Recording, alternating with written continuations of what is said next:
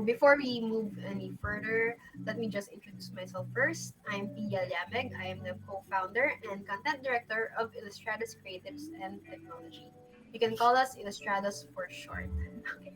So to give a brief introduction about our company specializes on creating tech technology, content, as well as campaigns and designs with the right balance between art and technology. So whether it comes to website design, mobile app development, product photography, social media, marketing, or pretty much anything under the sun that's related to technology and creativity, we can do it for you. Okay. Just a quick plug right there. Okay, so actually, this is why we came up with our weekly skill brewing event because upon realizing how much unrecognized ripe talent there is uh, of the people in our fields, our company has set out on a mission to cultivate creative culture and champion communities. So this is why we really took the time and we really took an effort on bringing all these people together from the fields of tech, creatives, content, and marketing together, so we can all learn and grow as one community. Which brings us to our topic for today. Next slide, please. Okay. So we specifically planned this weekly skill brewing event for our people in the filmmaking industry. Today we will be going over the basics of filmmaking with none other than director Gayle Oblea. So just a little something about our speaker. Gayle Oblea is an award-winning director, actually a multi-award-winning director, a voiceover artist, and CEO and founder of Creative Kartel. Her short film has won multiple awards from the Cinetech Club Film Festival, including awards for Best Director, Best Screenplay, People's Choice Award, and Highest Grossing Film. What a mouthful. Actually, there are more Wow. awards. There are actually more awards for Blush. Next is she has also directed other short films like Into the Rabbit Hole and Mucha, which is actually being used by the International Justice Mission right now. And right now, she's currently working on a full-length film, which you'll get to know more about later. So just to avoid the spoilers, I'll leave all the details to Miss Gail. So without any further ado, here is our speaker for today, Director Gail Oblea. Hey, thank you so much. Thank you so much, Pia, for that wonderful introduction. Sometimes I still get overwhelmed from time to time about whenever I do like these types of things and talk to people who aspire to become filmmakers. And I first of all, before we go through all the slides that I prepared so that we could before we start talking about the basics of filmmaking, I would like to thank Illustrados first to for actually considering me as one of your pool of talents, or the speakers for the mission that you have. As we go through the slides, I'd like to say that whatever mission that you have is exactly the mission that my company has, right? In this industry, in the entertainment industry, it's not easy. Actually, even if you go to LA, you go to a different country or whatever, there's always politics in it. There's always politics. Someone's always going to be, we're the better brand or we're the better company. Go get us. And you know the tendency is people pull each other down instead of pushing people up, right? And that's why I agree to this, because I love the idea of how Illustrados just commercializes and helps out other artists to speak and to motivate other people to go reach for your dreams. I mean, go get what you want to do, go do whatever you want to do, right? A lot of people get discouraged, always get discouraged and doing what they want, because it's either the support system that they have in their family, within their family, or within their friends, they don't get it, right? So in order for us artists to go to the next level, we got to support each other. So thank you, Illustrados. All right. So, okay. So, let's get started. Right. So, today I am going to talk about the basics of filmmaking. So, I'm just going to set proper expectations first. If you're expecting like super technical explanations of how to use a black magic or what's the difference between a black magic or an Ari, this is not the course for you. All right. Okay. So I'm already setting proper expectations that when we talk about the basics of filmmaking, I'm going to tell you exactly what the basics are in order for you to get started. There are moments wherein you're going to get a little bit overwhelmed because filmmaking isn't a joke, right? It's not a joke. You know, it's not as easy as, oh, I have an idea. I'm going to take a camera and take a video, and then, we'll go from there. It starts from there, but there are also a lot of things that you got to mix in order to make sure that your film becomes a good film, right? When you make a film, if you want to become a filmmaker, the goal is that it becomes a good film, that people remember it, right? You don't want to make a film where people just, pass over it, right? When I say pass over, it means that most people won't remember it, right? So there. Anyways, let's get started. So later on, I'll entertain some questions. I believe that we have allotted a couple of minutes for Q&A. So I'll be more than happy to answer those questions. So write them down and then we'll go through them. Okay? All right. Let's move on to the next slide, please. So, as mentioned, right, our objective is to have an in depth understanding of the basic things that you need to know about making a film. And my goal as your speaker today is to make sure that I don't just inspire you, but I also teach you how to consistently do it in order to make your film good, right? In order to make your film good and in order for people to remember it, in order for you to do the right steps in order to make whatever you believe in or whatever you want to showcase happen. All right, let's move on to the next slide. So, as mentioned, my name is Karen Gayle Oblea. That's my complete name, but I hardly use Karen because I don't like that name. For those who are living in a different country, so I'll just give you an idea why I don't like that name. Karen, so in the Philippines, there's this commercial that went out during the early 2000s for McDonald's, right? So the name of the star there is Karen, right? The name of the character is Karen. And ever since that commercial, it was a very successful commercial that to a point wherein every time that I introduce myself, there's exactly. So someone just commented the name Gina. So it's always the same reaction. And that's exactly why I don't use that name. So yeah. So, anyways, my name is Gayle Oblea. So I am the CEO of Creative Kartel. It's a production company that I started back in 2019, right? But if you are going to ask me how long I've been in the filmmaking industry, I have been in the filmmaking industry roughly around 5 years, right? I've been in the filmmaking industry for 5 years, uh, not including the time that I went to school and not including the time that I actually want to, what do you call this? There was a time during my teenage years where I had to tally up with some directors and help out with their workshops. So I had a short stint because I started working really early, right, at an early age. So just to give you a really quick background of how I got started, so let me tell you a really quick story. Um, so when I was 18 years old, I lost both of my parents. Right, I lost both of my parents really early. I have a younger sister who is 3 years younger than I am. Now, during that time, I was still in college. I was taking up HRM, hotel and restaurant management. I know, crazy, right? I mean, it's how'd you become a filmmaker? You were an HRM student.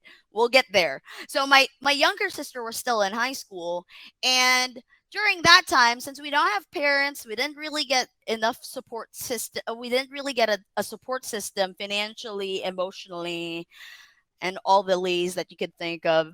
Um, so I had to quit school, right? I had to quit school because it's either her or me. Of course it's going to be me. I really had no choice. So I applied for a call center. So as you know, in the Philippines, one of the biggest, one of the most attended to jobs is the call center industry. It's a huge industry in the Philippines, right? Because Filipinos, as y'all know, can speak really well in English, right? And that's why one of like the biggest countries that they go to if they need if they want to start up, or these BPOs starting up these call centers, are the Philippines. So when I joined the call center industry, I became an agent and eventually worked up the ranks and became a manager through the years, and I stayed with them for 11 years.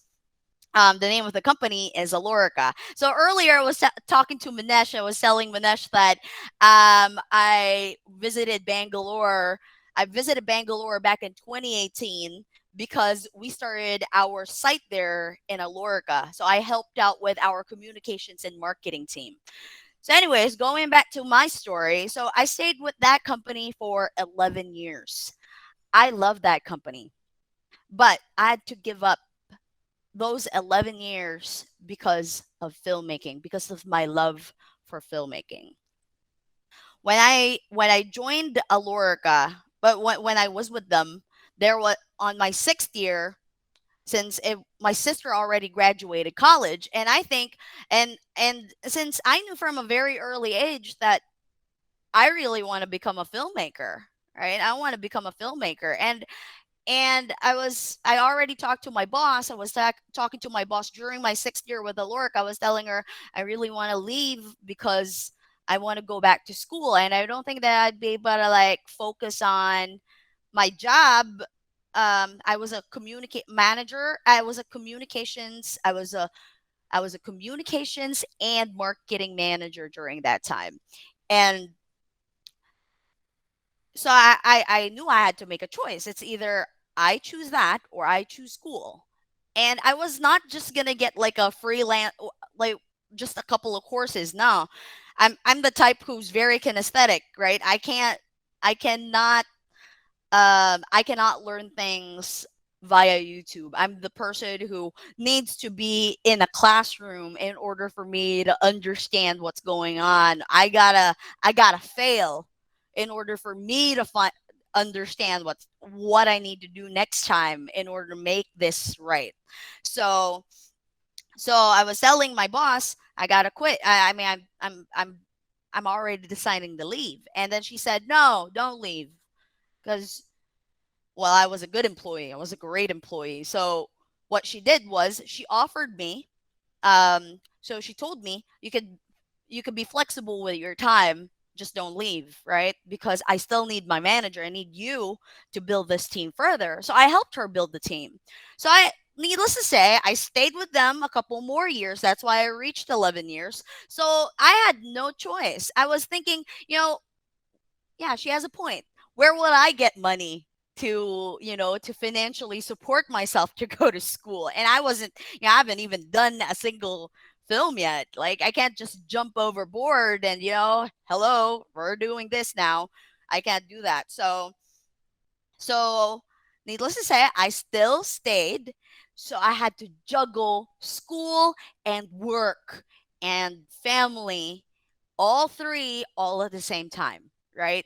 For 4 years, for 4 more years. And I think during that time I had like an hour or two of sleep, right? But it was all worth it. It was all worth it because during that time, even if I was juggling, I was managing time. I was doing rackets at the side. I mean, I was doing some stints on the side. I was a voiceover artist, and at the same time, I was getting some projects. I really studied. I studied. I still managed to become a dean's lister at school, right? So I got scholarships so that it won't be that huge of, the tuition was not huge. So it was good, right? But I'm thankful for these people who supported me through the years. That's exactly what I'm trying to say here. The support system is such a huge thing, right? The people that you deal with, you gotta acknowledge them. You gotta be grateful for everybody that you have who supports you in the endeavors that you want to go through. So basically, all through those years, I had those support systems, and and eventually when I graduated and when I started getting stints, like I started as an editor first. I was editing videos, and then eventually I met like a CEO who really liked the style of my videos. And even if these were just AVPs, I made it a point that there was a specific niche that I applied there that would be memorable to them. That, oh, okay, so this is Gale's, this is Oblea's, right? So I got more clients, and then there I eventually got all the things that Pia just mentioned. So all the awards that I got there, but I could never ever do it if not for the people who were there from the very beginning, right? So yeah, so I'm a voiceover artist. So I did those stints. I don't know if you agree, but yeah. So just a quick trivia. In the I am I'm the voiceover artist for Spotify Philippines. So yeah. So if you have stints that you need a voiceover artist, feel free to call me up. So we'll talk about that later on. Let's do that later. The sample, we'll do it later. Okay, let's move on. Okay, so, for topics, right? So, in the next few slides, we will be exploring the following. So, number one, of course, as cliche as it sounds like, we gotta define what filmmaking is. Number two, it's not as easy as one, two, three. It's as easy as one, two, three, four. And you'll find out why that's the title of that specific bullet. Number three, how exactly do you write a story, right? Sometimes have you ever had that moment wherein you just sit down, you have that urge to write something, you have an idea, but you just can't get started. You don't know how to get started. You have your pen already on the paper, but you don't know how to get started. And we'll get to that. We'll make sure I'll make sure to help you out.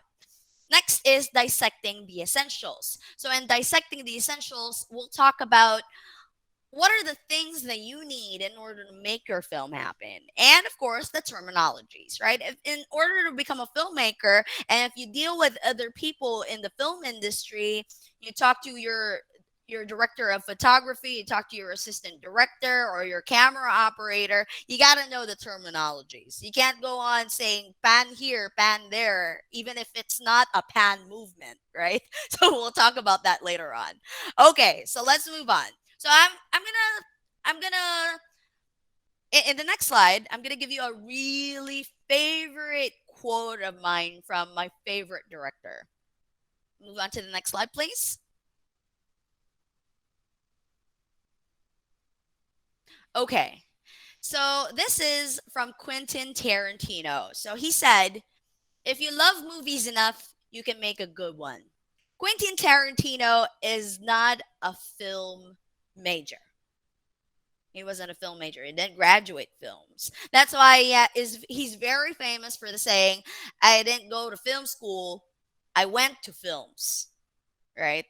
Because anybody, and I completely agree. Even if I went to film school, I completely agree with him. You can make Anybody can make movies. Anybody can make good movies as long as you have the passion and the heart for it. I know it sounds cheesy, but it's true.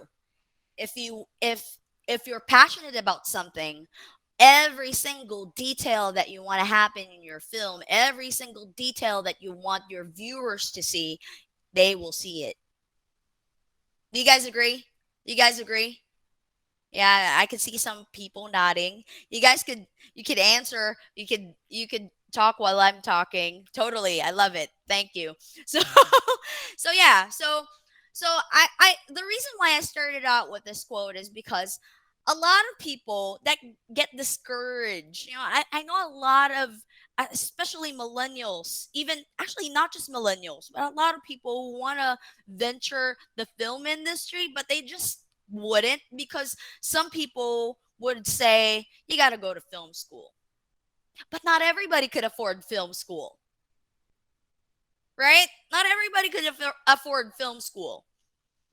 But what if that's like the next Quentin Tarantino and you didn't give him that, you didn't give them that opportunity, right? That's exactly what I'm saying, right? So so if you have the heart to want it, right? You have YouTube. And I completely believe in that. You go to YouTube, or again, reach out to people who you think are filmmakers, or you know reach out to some filmmakers. And one thing that I've learned through the years, if you're really just gonna urge yourself to reach out to these people, even if they're like super super famous, at least you tried. You send them a message. You ask them how do I improve this? Or, I made a really short video. I'd like to know what you think of it. Don't feel bad if they don't reply, because most probably they are pretty busy.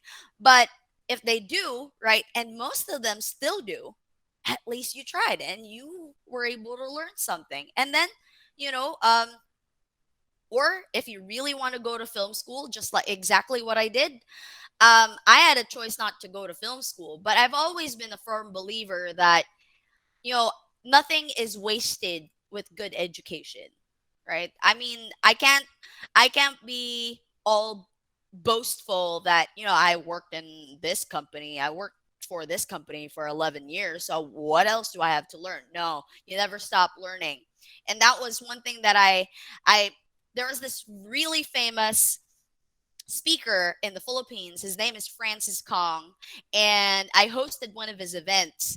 And I remember it clearly. It was like an eye-opening moment for me. Like everything went slow mo. It's like meeting it was like love at first sight. Not for Francis Kong, but it was love at first sight with what he said, right? So one of the audience asked him a really simple question. He asked, "So I have money. I was able to earn money, and I need to start a business. I want to start a business. What business should I start, or how should I spend this money?" And then Francis asked him, "What do you like doing?" And then he said, "Photography." Okay, all right. So you love photography. Okay, so and then have you ever attended a class? Have you what do you call this? Have you ever attended workshops to maximize your network and maximize your talent, right? Maximize your skills. And he said, no. And that's where you invest your money, right? So he said, invest your money in school or invest your money in workshops. And it was an eye opening experience because I was already in the verge of, I don't really need to go to school, right? I mean, Mark Zuckerberg was able to do it. Why do I have to go back to school? He didn't graduate. And then years later, he posted a picture of him with a diploma. So I can't use him anymore as an excuse. So I ended up going back to school. So there. That's where I invested some of my money, right? I went back to school, even if I had to sacrifice time, sleep. That's just how it is, right? And that's where passion comes in. If you want something, you would really have to sacrifice some things and then go back to them. All right, let's move on to the next slide. So, what is filmmaking? Slide number 6, please. So, what is filmmaking? I'd like to get to, I'd like to know your perspective first before I define it, right? Any answers? There's no right or wrong answer. I mean, there's no wrong answer to this. I mean, I just need to know what your perspective is. Can anybody tell me what filmmaking is for you? Communicating and story through audio and visual. Very good. Thank you, Minesh. How about the others? Is it basically telling a story? Building a story. What else? Storytelling via visual media. Yes, that's correct. What else?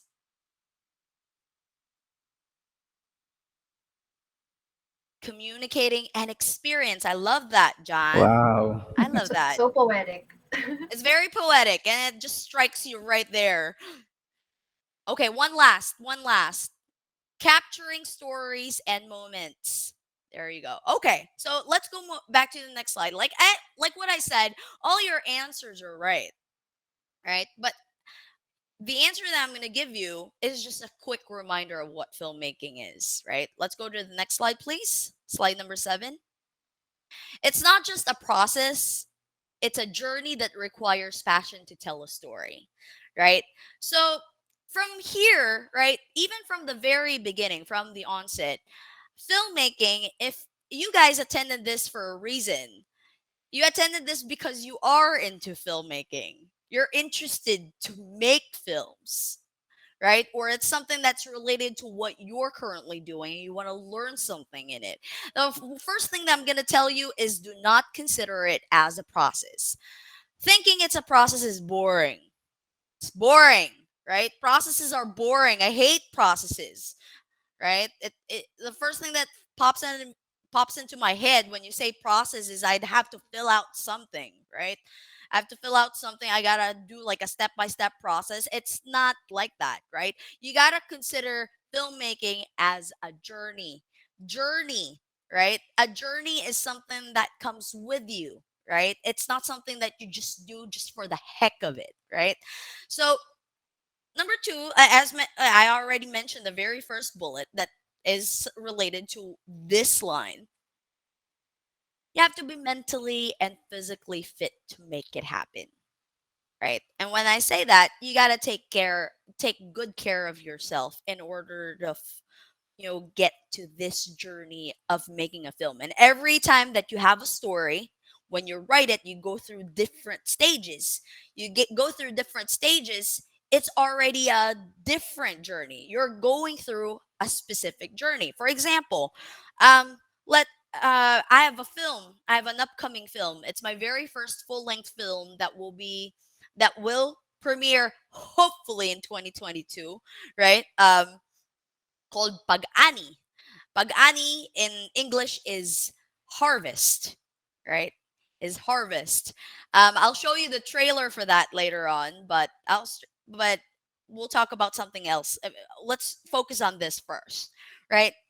In order for you to get to that, to actually get to the last stage, which is actually not that, but you go through all the processes, you meet all the people. It's already a journey, right? For one specific film. So just imagine the other directors who have done like 200 films in their entire career. They went through all different journeys and an entirety of one huge journey for all films, right? But why were they able to do it? Because they considered it as a journey, right? They considered it as a journey. It's when you say journey, it means that you're open minded enough to know that you will fail, right? You're open minded enough that you will fail, but you will get back up to do it right, right? So, third, it's not an easy journey at all. It's not easy at all. Currently, right now, we're working on a short film. So my team is actually right outside. They're having a meeting while I'm doing this. Because on the 26th and the 27th, we're going to be shooting some of the sequences in our short film called Paru Paru. In in English, that's called Butterfly. So yeah. So anyways, and lastly, at the end of the day, there are sacrifices to be made. That's why I call it a journey, because there are things that you need to give up, right? During the time that I was working at I was working for Alorica. This was during the time that I was also at school, and at the same time, I was trying to widen my network, right? Doing stints on the side for editing, for video making, trying to get, attending some workshops to be mentored by other filmmakers in the Philippines. I had to sacrifice time. I have a 5-year-old during that time. My son is 7 now. So during that time he was around 3 or 4, 3 4 years old, and that was the time that I really had to to know if I should be sacrificing this or not. But I mean, my family was very supportive, so I still, and thank God for communication because I can, get updated with, video calls. But if there wasn't technology, it was a huge sacrifice to be made. But then again, it's something that will be fruitful, not just for me, but also very fruitful for my kid, right, in the future, right? It has been pretty fruitful through the years. So there. Anyways, let's move on to the next slide, please. Okay, so we now move on to the second topic, which is it's not as easy as one, two, three. It's as easy as one, two, three, and four. Why? Right? Most filmmakers, they know, I'm pretty sure that most of you guys are already aware of pre production, production, and post production, right? We'll define what these are in a bit, but a lot of filmmakers forget. And this is crucial because when they forget this, tendency is that's where the film fails. The fourth one is distribution and marketing, right? Distribution and marketing is a whole new shebang. Like it's an entirely different thing, right? But I need you guys to remember that when you venture the world of filmmaking, you gotta always remember all these four key points, right? So, as you all know, for those who are not aware what pre production is the stage wherein you prepare everything, right?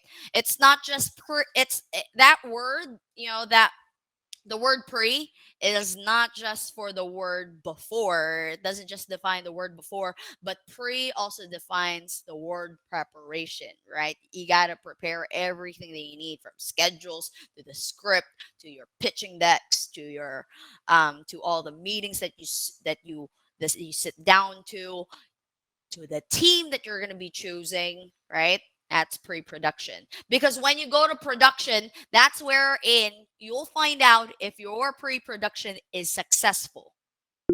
Because if you're in production and you miss out, what, like as simple as you don't have an extension wire, right? You don't have an extension wire, or you don't have water for your cast, or you don't have water for your team. That means that your pre-production already failed, right? Because you don't have the very basics, right? Production is where you actually make the film. You shoot the film, you record it, right? That's where uh, the entire team gathers up and go through all the sequences and shoot it.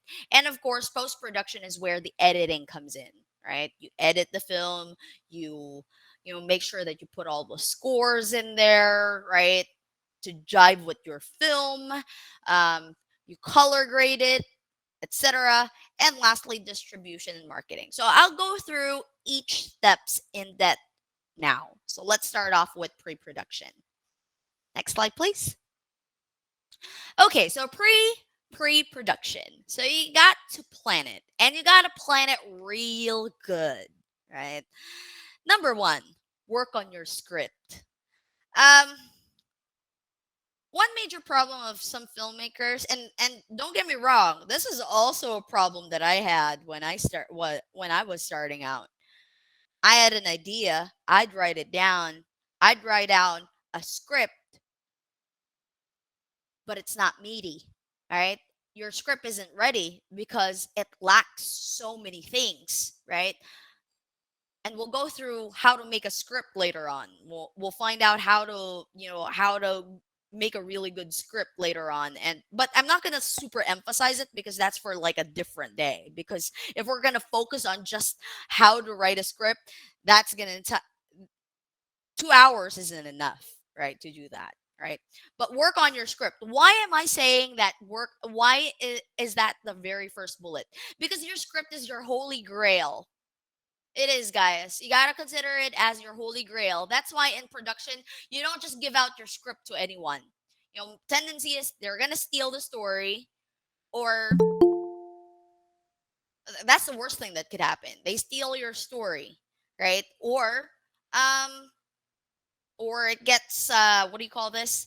Or it goes to the wrong hands, right? So, as much as possible, always try to take good care of your script. Also, another reason, and one of the biggest reasons why your script, you have to work on your script, is that this is where you define your budget, right? When you talk to executive producers, you can't just go on and telling them, if you let's say you presented something, you presented an idea, and then if let's say the executive producer asks you, where's your script, you can't just go on saying, I'll wing it, I'll the script is going to get done in 2 weeks.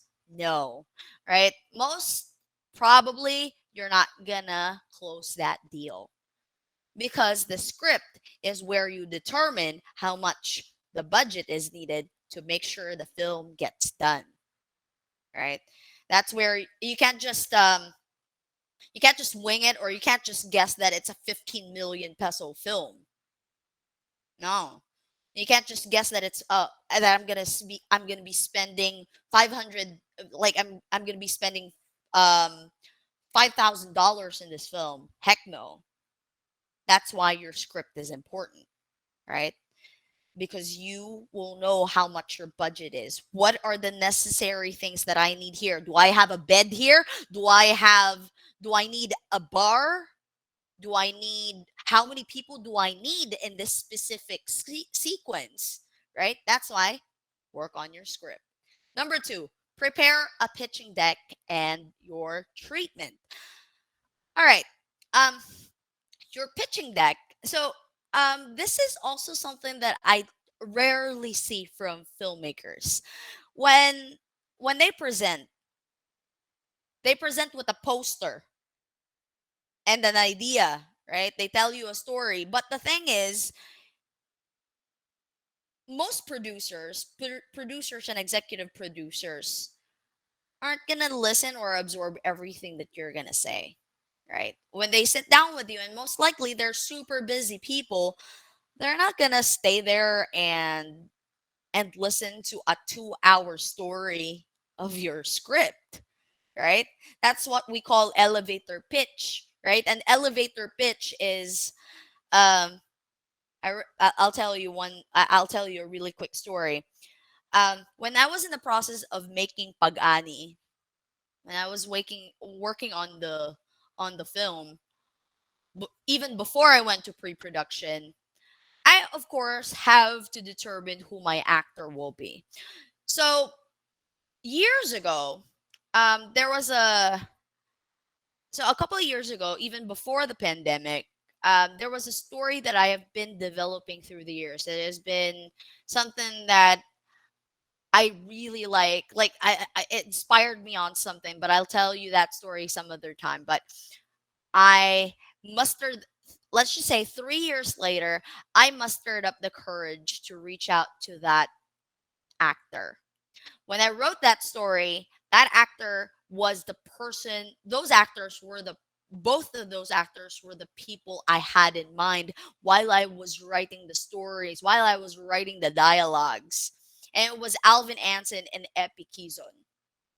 Alvin Anson and Epi Kizon are one of the most prestigious actors in the Philippines. If you guys are Filipinos, or if not, if you've seen the film General Luna or Goyo, they're one of the major actors there, right?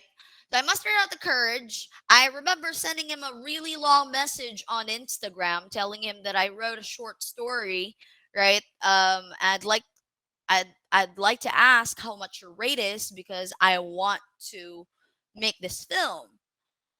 And he seen me. Like, I thought I was completely ignored. And then 2 months later, they called me up, and then they told me, all right, hey, this is Alvin. Hey, this is Epi. Yeah, so I saw your message and you left your number. I'd like to get to know your story. Can you pitch to me in 2 minutes? So elevator pitches normally last for 2 minutes. So within that 2 minute span, you need to be able to like explain what your film is. You can't go on talking the entire day and telling them, "Oh, I need this, I need that. I have a vision on this one specific scene that it's going to be done this way." No, they're not going to listen to you, right? You got to be able to like tell them the synopsis or the log line of your story within that time frame. And the worst thing, with your scripts, another thing that you got to learn is you got to write a two-sentenced log line. When you say a two-sentence log line, it means that in those two sentences, you've already defined what your story is about. But we'll get to that later on. Third, right? So going back, right? So prepare a pitching deck and treatment. Your pitching deck, that's the reason why I'm telling you guys to work on the pitching deck is because it's going to make your life easier. It's going to make things so much easier when you present to an executive producer. Why? Because you already have pictures there, you already have a text that you need to remember, right? In order for you to explain it or elaborate it, right? And it's easier to visualize, right? It's easier to visualize. But the best thing that you need to do right now, the most effective way to close a deal with an executive producer is create a trailer. Create a teaser, rather. Create a teaser. So you can't just show them, "Oh, okay, so here's the poster. So it's a film about this and that. I need 15 million pesos." Hell no. They're not going to do that. They're not going to give you 15 million pesos just by just showing them a poster and telling them a story. No. They got to see that you made an effort. You got to see that you made an effort to shoot the sequences so that you could tell a story, right? Third, present with your heart, not your mind, right? That's exactly what I'm doing right now. I'm presenting with my heart to you guys because this is something that I really, really love. Like I love filmmaking. It's my husband. I'm married to it, right? So you gotta use your heart. Why? Because if you use your mind and there's no heart, tendencies you're gonna forget so many things. Right? It's kind of like having a relationship with someone or being in a relationship with someone. If you care for it so much and if you love it with all your heart, you love your kids, and you love it exactly how you love your kids, you won't forget a single thing about it. Right? Maybe a thing or two, maybe a birthday or two, but not a lot, right? So so if let's say you start up a meeting with your team and then you go on, if you're going to be directing it, and then let's say a member or an actor asks you, "What sequence is the part where I make love to the actress?" You can't go on saying, "I don't know, do we have that?" Right? You can't say that, or you can't even say that I forgot which sequence. You got to know which sequence that's in, right? So that's what I meant by you got to present with your heart and your mind, because it means that when you present it, everything that you want the other person to feel when you pitch it, the other person's going to feel it, right? So, and of course, fourth bullet, get ready for rejections. Um, During my stints, I have had so many rejections. So many rejections. Pagani, for example. Pagani has been in development for 4 years. 4 freaking years. I wrote it back in 2016. It went through so many developments through the years. And at first it was a short story, but since my producers, going back to that call that I was talking to you about, Alvin Anson and Epi Kizons, when I was talking to these actors, when I pitched them, I successfully was able to pitch it within 2 minutes, right? And when I pitched it, they loved it. They automatically said yes. Yes, let's do it. I love your story. Let's sit down and talk about it further. I want to meet you. So we sat down. They met up with me. I prepared them my pitching deck. I showed them a like a really short video about how I envision it. They loved it, and they didn't just say yes that I'll be your actor. You know what they said? I'd love to be your actor and I'd love to produce it. It was such a memorable moment because it means that someone believed in your capability and believed in your story, which is a huge deal, right? But before I even reached that point, when Pag-ani was still a short story, I remember pitching this to, I'm not gonna name drop anyone, but he's an executive producer from one of the executive producers from a really huge production company in the Philippines. Um, so I sat down with him and I told him, okay, so this is my script. This is the pitching deck. These are the characters. It's a short story, which would probably run for 15 to 20 minutes. And then he asked me, how much is your budget? And I said, my budget is this. So I told him my budget is 500,000 pesos for the short film. It's a short, because originally it was for a short film. And he said, okay. And he said yes. I mean, I didn't get a rejection. He said, okay, I'd like to buy Pag-ani. And I said, when you say buy Pag-ani, does that mean I'm included? Does that mean I'm part of, uh, I'm included in it?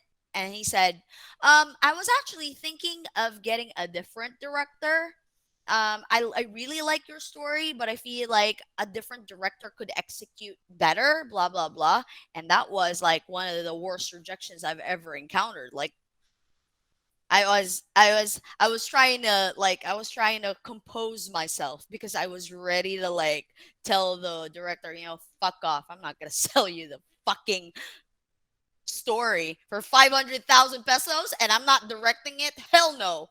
Right? So there. So I told them, you know what?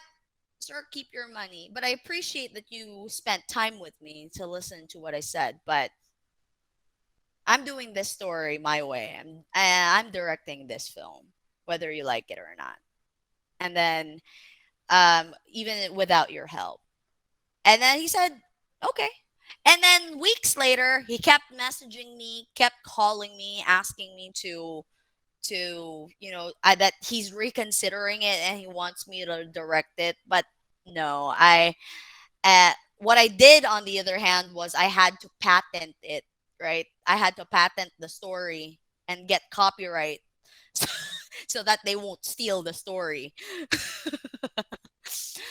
um there, but you will go through like a string of rejections here and there. So, but that's fine. I mean, rejection is something that you should consider as a positive thing because it means that it's going to open new doors for you to learn something new, right? Maybe you did lack something, right? And of course, lastly, eat feedback for breakfast and go back to step one. If you did fail, eat feedback for breakfast. Go ask them, okay, so why didn't you like the story? Or ask yourself, what was wrong? What was wrong with that scenario? What was wrong with the situation, right? How am I going to mend this now? All right, let's move on to the next slide. Okay, now we go to pre-production. Earlier, it's pre-production, right? So now we go to, let's say you've already booked the executive producer. So he's financing it, right? Now we move on to pre-production. So in pre-production, these are the things that you got to remember. Finalize your team. In your team, you got to have your director of, if you're directing it, you got to know who your director of photography is, right? When you say director of photography, he's going to be the head of the technical side of your film, right? It means that all the executions of your camera will be done by your director of photography. And as director of photography will be leading your camera operators, right? Depending on how many cameras you'll be using, right? Finalize who's going to be your assistant director, right?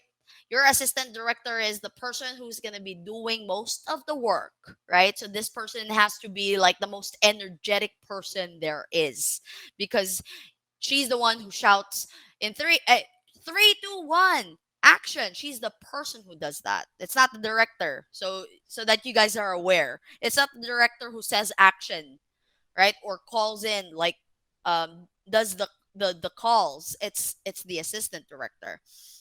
You gotta know who your location manager is. You gotta know who your production manager is. Your production manager is the one who handles your budget. And normally, you gotta get when you're if you get a production manager, you gotta get someone who's trustworthy. And there have been horror stories of how people just snatch money out in the open. Oh, excuse me.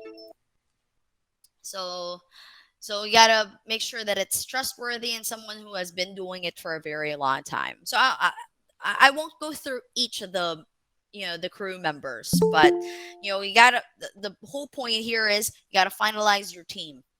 Finalize who's gonna be your cast, who's gonna be your main actor, who's gonna be your supporting characters, who are gonna be your extras. Second, scout your locations. When you're sometimes some of the filmmakers that I've seen, and this is something that I still do till this day. Those filmmakers who've made it up there don't really scout the locations with the location manager anymore.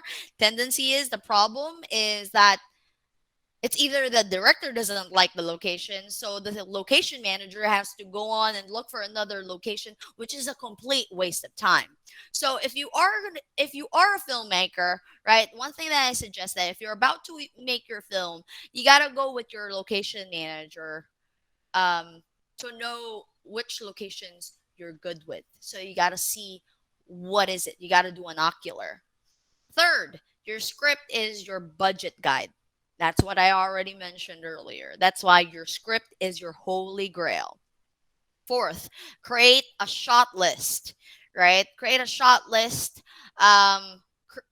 This goes hand in hand with your storyboard, right? So gotta have a storyboard artist as well who could draw each of this each of the parts of your sequence, so that when you explain it to your director of photography would get a really cool visualization of what you're trying to say. Because sometimes I've seen it. I've seen some filmmakers, some directors who are really good at communicating, but some of them they really suck at it, right? So that's where your storyboard comes in, because if they see your storyboard, they see the pictures, okay, so or if you have your shot list, it's easier for them to know how this is going to be executed. Decide on your distribution type. Okay. So why is this already in pre-production? Because because this is something that your executive producers and producers should know, right?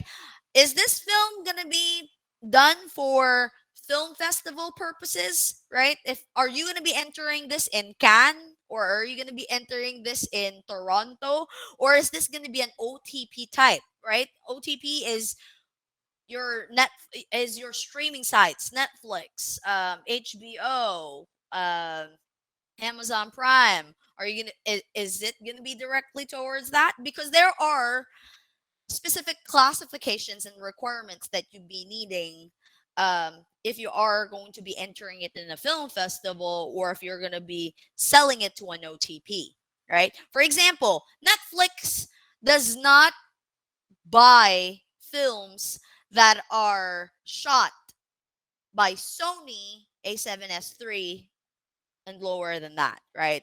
So they only accept Ari or Black Magic, right? So if you have plans of making a film, and then let's say you already made a film and your goal is to sell it to Netflix, but you shot it with a different camera, with a Sony A7S2, I'm sorry, my friend, that you won't be able to sell it. So you need, and it's only these two cameras. But if you are going to be entering it to a film festival eventually and enter it in film festivals, yeah, I mean, any camera would do. It, any camera, even if it's shot by a phone, yeah, they accept it. I mean, how am I gonna the more psychedelic it is, the more it goes, the more it, the more possibility that it wins can. I'm just talking about what I've observed through the years, right? But but I'm not but we'll go through that later on, as to what you'd be needing in the film specifically, right? So that's what I'm trying to say is you gotta define what your distribution type is, because you can't just go on saying that it's for a film festival, but if your story isn't even meaty, or it's not can it's not, it you can't compete it to can, then what's the point of spending that much money if it's not going to be nominated, right? Next, prep your materials and, of course, your gear. So these are your storyboards, your mood boards. Mood board, so that you have an idea, is how your characters would look like, right? The aesthetics, right? Let's say let's say my main character, I want him to look like, um I want him to, what do you call this? I want him to look rugged, right? You can't just say rugged, right? So what comes with it, right? So I want him to look rugged, always with a flannel, right? I like him to like bright colors. So you gotta do a mood board, right? Can I show my screen? Can I share my screen so that you guys have an idea of what a mood board looks like? Could I do that, Pia? Yes, go please. Go ahead. Okay, so just give me 1 second here so I could show you guys what a mood board looks like.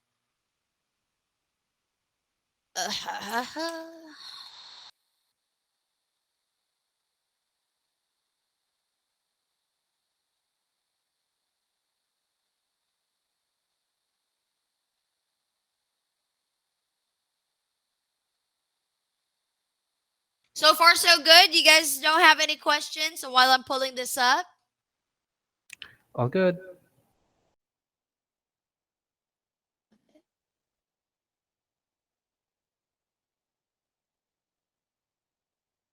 Also, guys, we'll be having a question and answer portion later, so please list down your questions if you have any, or if you're just too shy to turn your mics on, you can always chat your questions down there on the chat box.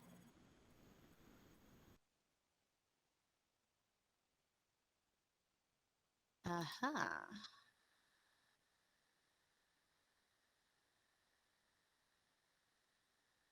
Okay, let me go ahead and show you guys. It is taking a bit of time.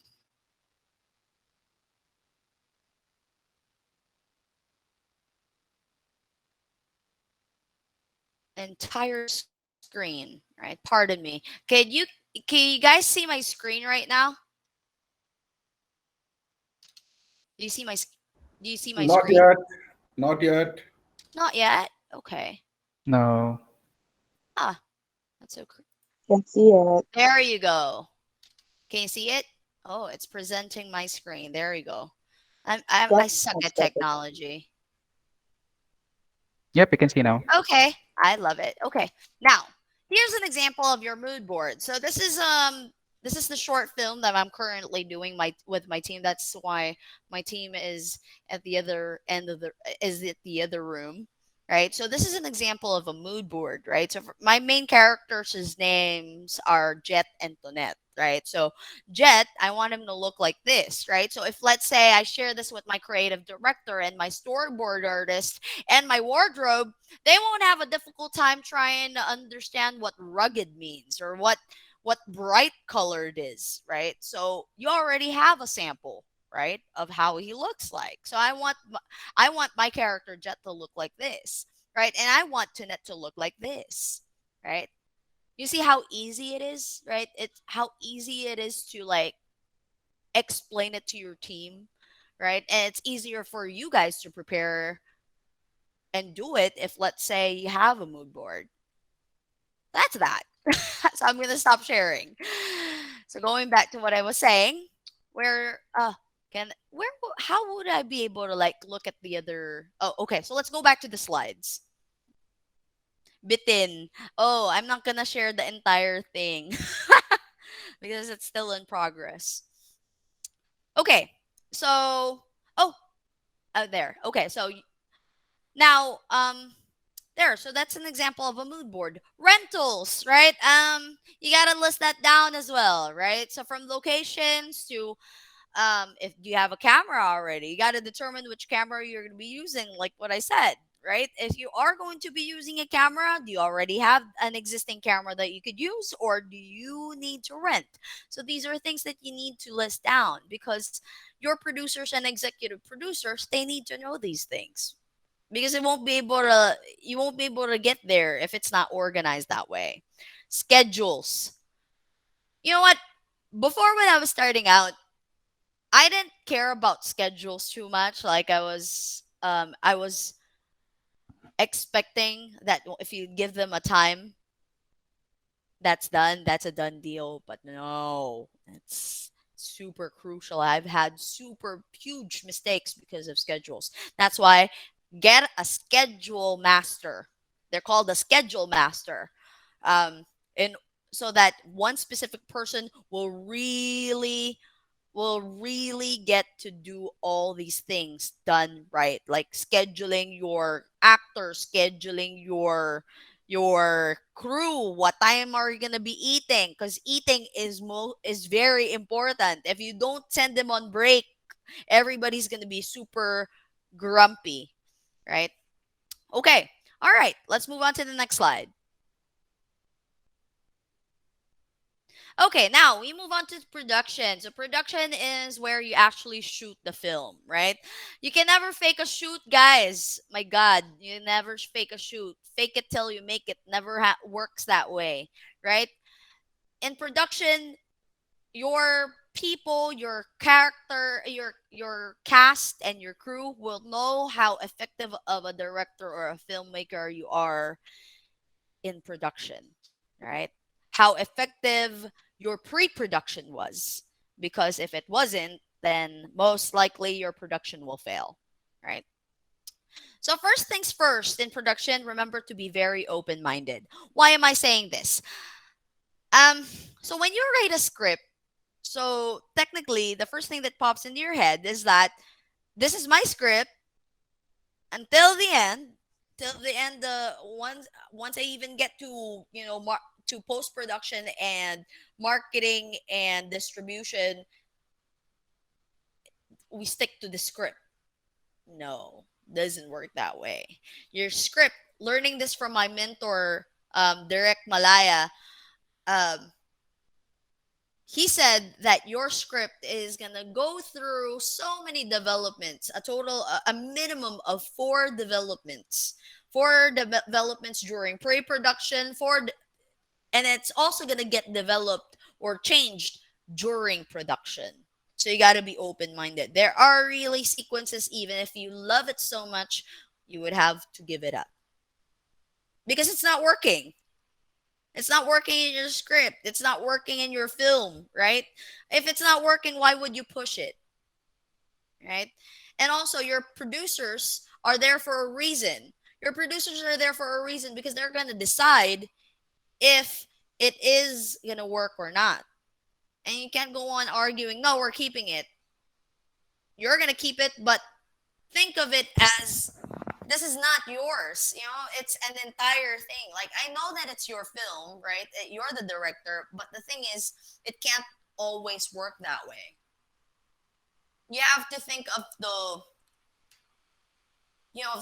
what's the best for the majority of this film. It can't be just about yourself, right? That's why you got to be open-minded, right? Number two, don't forget to give ample breaks. I'm guilty of this. I've had shoots in the past wherein I forget to send people on break, and then one person fainted. So all right, okay. So I learned my lesson. So torturing them of not eating isn't effective, right? So no. You gotta give them ample breaks. If before you even shoot, make sure that everybody has had breakfast, because if not, they're all gonna be super grumpy. I'm telling you, you don't want grumpy. You don't want a grumpy crew or a grumpy pool of actors. No. And also, right, lead by example, right? If you say that it's 8 a.m., you gotta be there before 8 a.m., even if you are the filmmaker, right? You can't be a diva and then, start it whenever you want to start it. And it goes the same way. It goes the same way for your actors. Some actors, I'm telling you, I'm not gonna name drop, but I already had a van pick him up right outside his front door. And he said that I don't think that I can do it because I have to do so many things.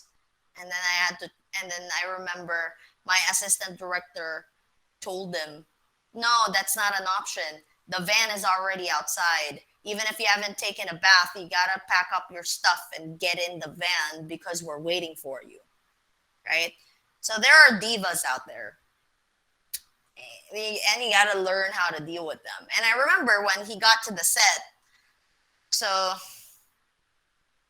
I'm not gonna name him. Don't never gonna name him. But when he got to the set, he wasn't so. What do you call this? He wasn't so jolly. He was grumpy. He was, some of my crew, they were trying to reach out and help him out, but he was like super. He was very aloof, right? That's the perfect term for it. He was so aloof to everyone, made everybody feel uncomfortable. So the tendency was everybody felt comfortable, everybody felt uncomfortable, right? And it affected the work. So I had to sit down with them. So when I sat down with them, I told them, okay, all right, so I know that right now what we're currently doing isn't making you feel comfortable. But the thing is, you committed to me and you said yes. Like a week before, 2 weeks before, I asked you if you're game, if you're down to do this, and you told me yes. And I stuck to that word. Like I kept it to heart when you said yes, right? And I said, yeah, that's why I'm here. Okay, but you're making my team feel uncomfortable, right? You're making my entire team feel uncomfortable. My actors are feeling super uncomfortable because they're trying to talk to you and you're not talking back, right? So we gotta deal with this right here and now. You gotta tell me now, are you still down to do it? Because I'll have the van, accompany you home right now, and I'll look for a different actor if you don't want to do this. Because the thing that I really hate the most is having to force someone to do it, right? And kept quiet and did it to heart, and he loosened up a little bit and he apologized. So there. So you gotta really sit down. You gotta have authority when you sit down with your actors. And the thing is, like what they said, lead by example, right? You can't go on saying all these things and then you end up being super late or you don't show up in your production, right? It's crazy. Communication is key. That is right. And also, remove the "will fix it." Oh, I'm sorry. Have a script doctor on set. Remember that part when I said be open-minded, right? You gotta have a buddy to help you be open-minded, right? For example, if let's say the producer, and sometimes you really don't have a choice, especially if it's the person who's gonna be financing the film, right? If the person who's gonna be financing the film tells you, "I don't want this sequence. I really don't like it. Like it's non-negotiable to me." Then you got to be open-minded to look for a way to compromise to make him like it, right? So it means that you got to have a script doctor. A script doctor is usually a script writer or a screenplayer who can work on that specific sequence right then and there and improve it to, to make sure that your production, the entire team is happy, right? Um, and that's why they're called doctors for a reason, because they make wonders, like super huge wonders to your script. Next, remove the will fix it in during post-production mindset. Oh my God, this is something that um, a lot of people fail from, right? We'll do it during post-production. What if you can't fix it during post-production? My God, if let's say, for example, your actor is not, his wardrobe isn't tucked in, right? And then let's say the let's just say like the wife is an executive producer. I'm saying this based from experience, right? So you can't go on saying, "Well, will do it during post prod." How are you gonna do that during post production, right? Or especially those that needs like the green screen parts, or let's say you're gonna add flares and it's not gonna it didn't work. Oh God, that yeah. Can't even explain how awful that experience feels like. And of course, the last bullet, double check with your dumper. You know how people in production, when your dumper is the person who transfers all your files to a specific hard drive, right? When you shoot, it's called a dumper, and this dumper is your best friend, because if you fuck up with a dumper and he fucks up with your files, you're dead meat. So you gotta take good care of your dumper. You gotta take good care of your entire team, but your dumper, you always have to double check with your dumper, because if let's say a file is corrupted and you then double check that, you go home thinking that everything's all clear, right? And you start with post production, you start looking for a specific scene or a video, and it's not there. You know, it's gonna happen next, right? So, yeah. So that's the problem. So you gotta always double check your dumper, right? You gotta ask them, okay, so are all the files are all the files there? Okay, the best files, the best ones, are there? Also, you gotta have someone who takes notes. Like, you remember the clapper is the one who does this, right? Right? The claps the board, clap the board, right? You gotta have someone write which ones are the best parts, right? Oh, this is a good shot. This is a okay, good shot, good sequence, right? Or because you're gonna go through like multiple shoots for one specific scene, right? If you go on, if you don't have someone write it down, you're gonna go through all the shots one by one, and that's gonna take time. So to make your life easier, have someone write the good shots and the bad shots. All right, let's move on. Okay, now we move on to post-production. Let's say so that you're done filming. We now move on to post-production. So what are the things that you gotta remember during post-production? Move on to the next slide, please. Okay. So during post-production, sit down with your editor. Yes, it means no sleep, right? A director is not some fancy term or a fancy title for people to give you drinks or food for free, right? It's not some fancy title that you brag about on Facebook or brag about to other people. Hey, I made a film, right? And then you leave everything to your editor. Don't be that guy. Don't be that kind of filmmaker. You gotta sit down with your official editor, because tendency is some other people, they just, maybe they put notes or they assign it to the editor. Tendency is when it's already done, he's done editing, and you see it, you hate it. So you're gonna go through the entire cycle again, right? Of post production, you're gonna start editing again. So how are you gonna mend that? Sit down with your editor, right? Sit down with your editor, or best yet, you edit it. As for example, me, I edit my films. I'm the one who lays it out. I choose the best shots. I lay it out. And then I have my editor just beautify it so that it's an easier process. It's an easier thing to do. Second, sound design is 50% of your film. Oh my God, yes.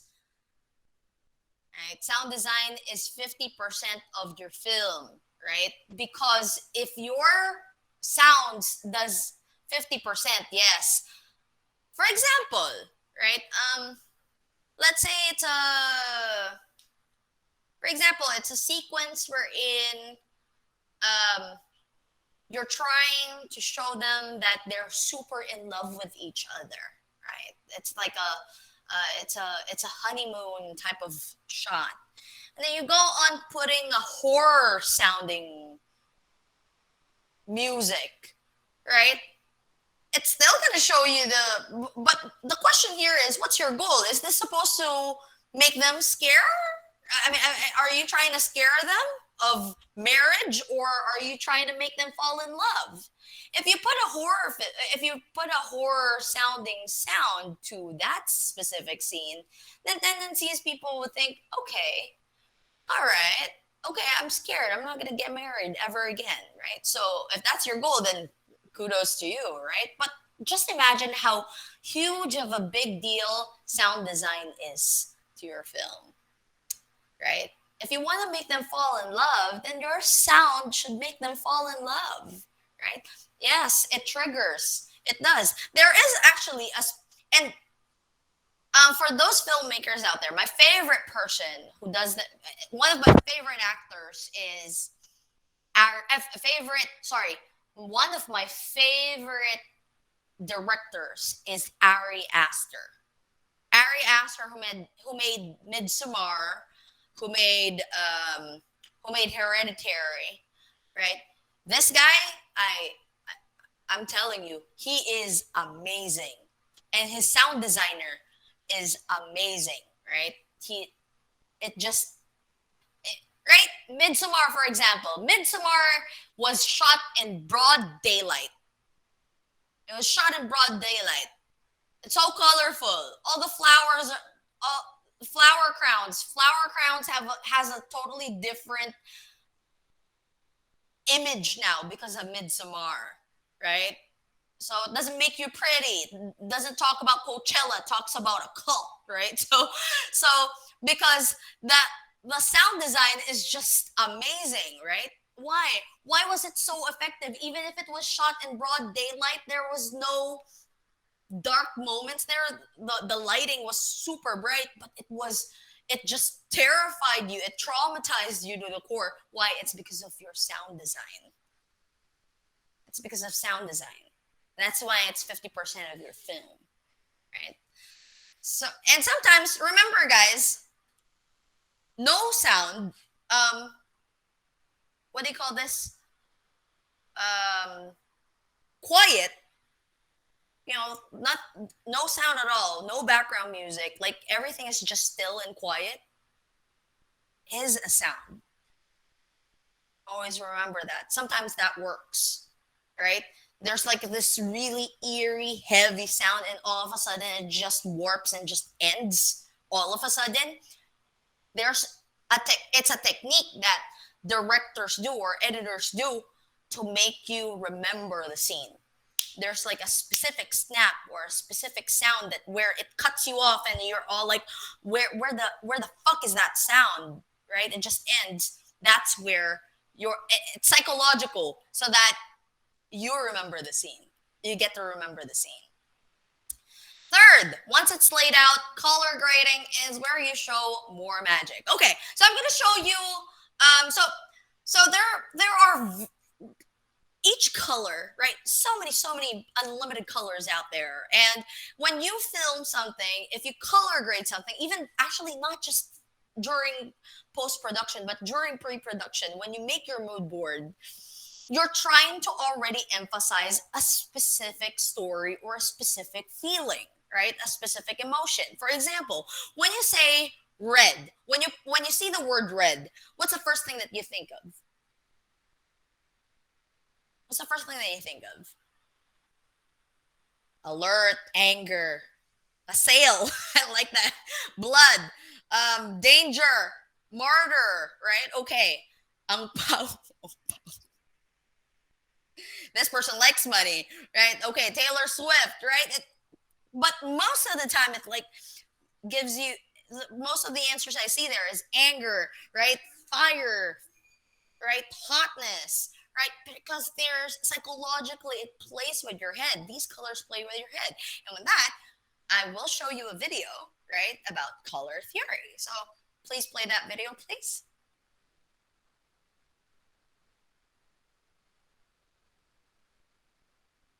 Uh, Gail, is that the one titled Color Psychology? Yes, yes, it is. All right. Okay, just give me one sec here.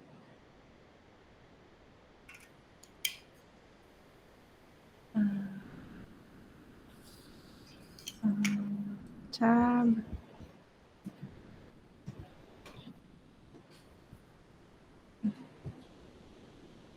Okay.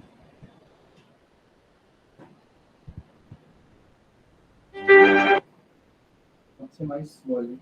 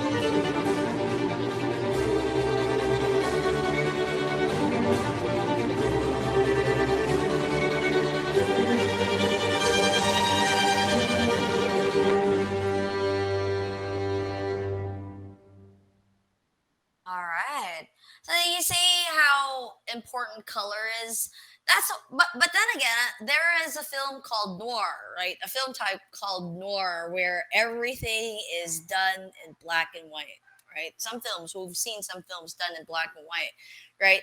But but there are certain categories or certain niches that actually noir works for it, that there's no color to it, right? Because that's exactly the point of your film. But let's say you're talking about like a narrative, you're trying to narrate a story, right? Color is super important, right? That's why during post production, color grading um is where magic is done, right? For example, for this film, Pag-ani was colored by Marilyn Magsaysay. Marilyn Magsaysay is one of the most is the only award-winning colorist in Asia, right? And I remember talking to her. I don't have a budget to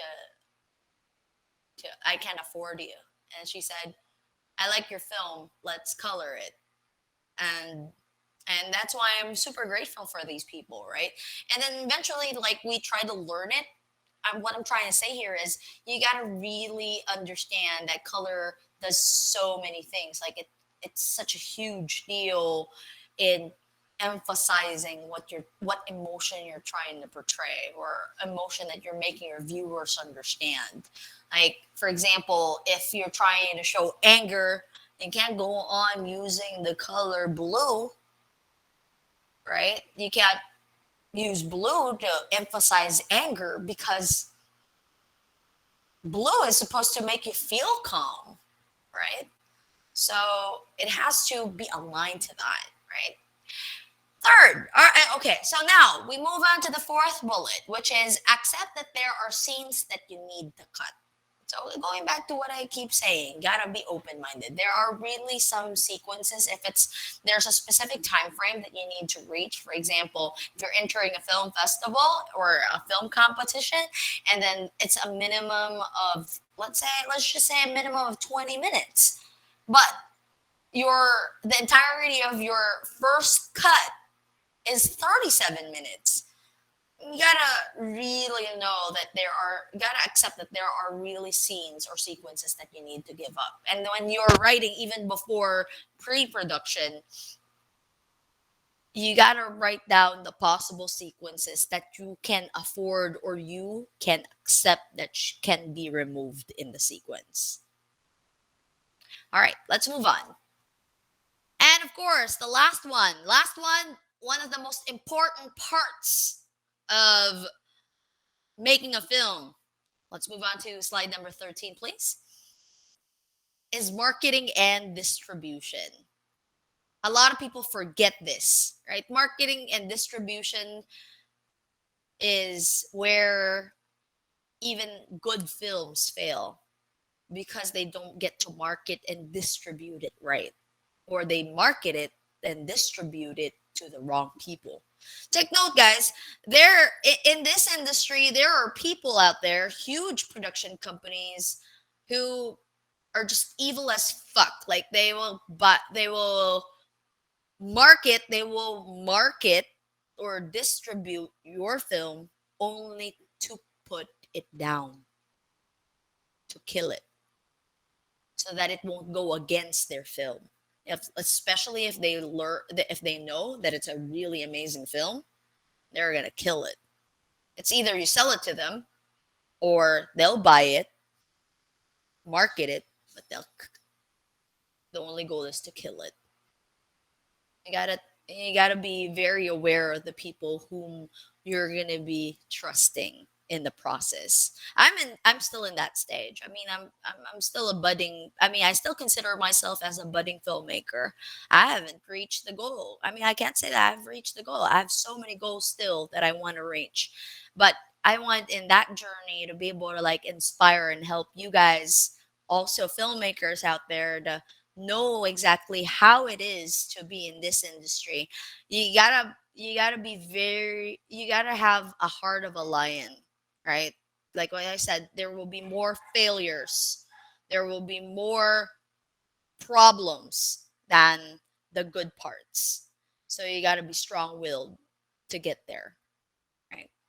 So it's what makes your film or breaks it, right? So this stage has an entirely different stage of planning, right? So you got to get I suggest that if you are making a film, you got to get a different team. Like you got to get an expert team to market and distribute it. Try to veer away from like huge production companies. Yeah. Try to veer away from huge production companies. Try to look for, those um other marketing distribution companies that the goal really is to help you out, right? And you will know that. That's why you got to get to know your people, right? Number two, know your demographics as well, right? If you made a film about, if you made a film about, um, for example, if you made a film about politics, you gotta determine what your demographic is. When you say demographic, it means that it's the pool of people or a group of people who will be interested in watching your film, right?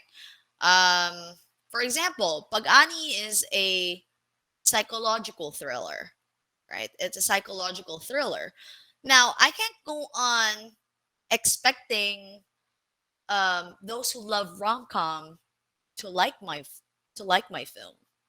Or for example, in the Philippines, um, unfortunately, psychological thrillers aren't much of a big genre in the Philippines. In the Philippines, the common genres that you see are rom-coms or horror. It's either rom-com or horror, right?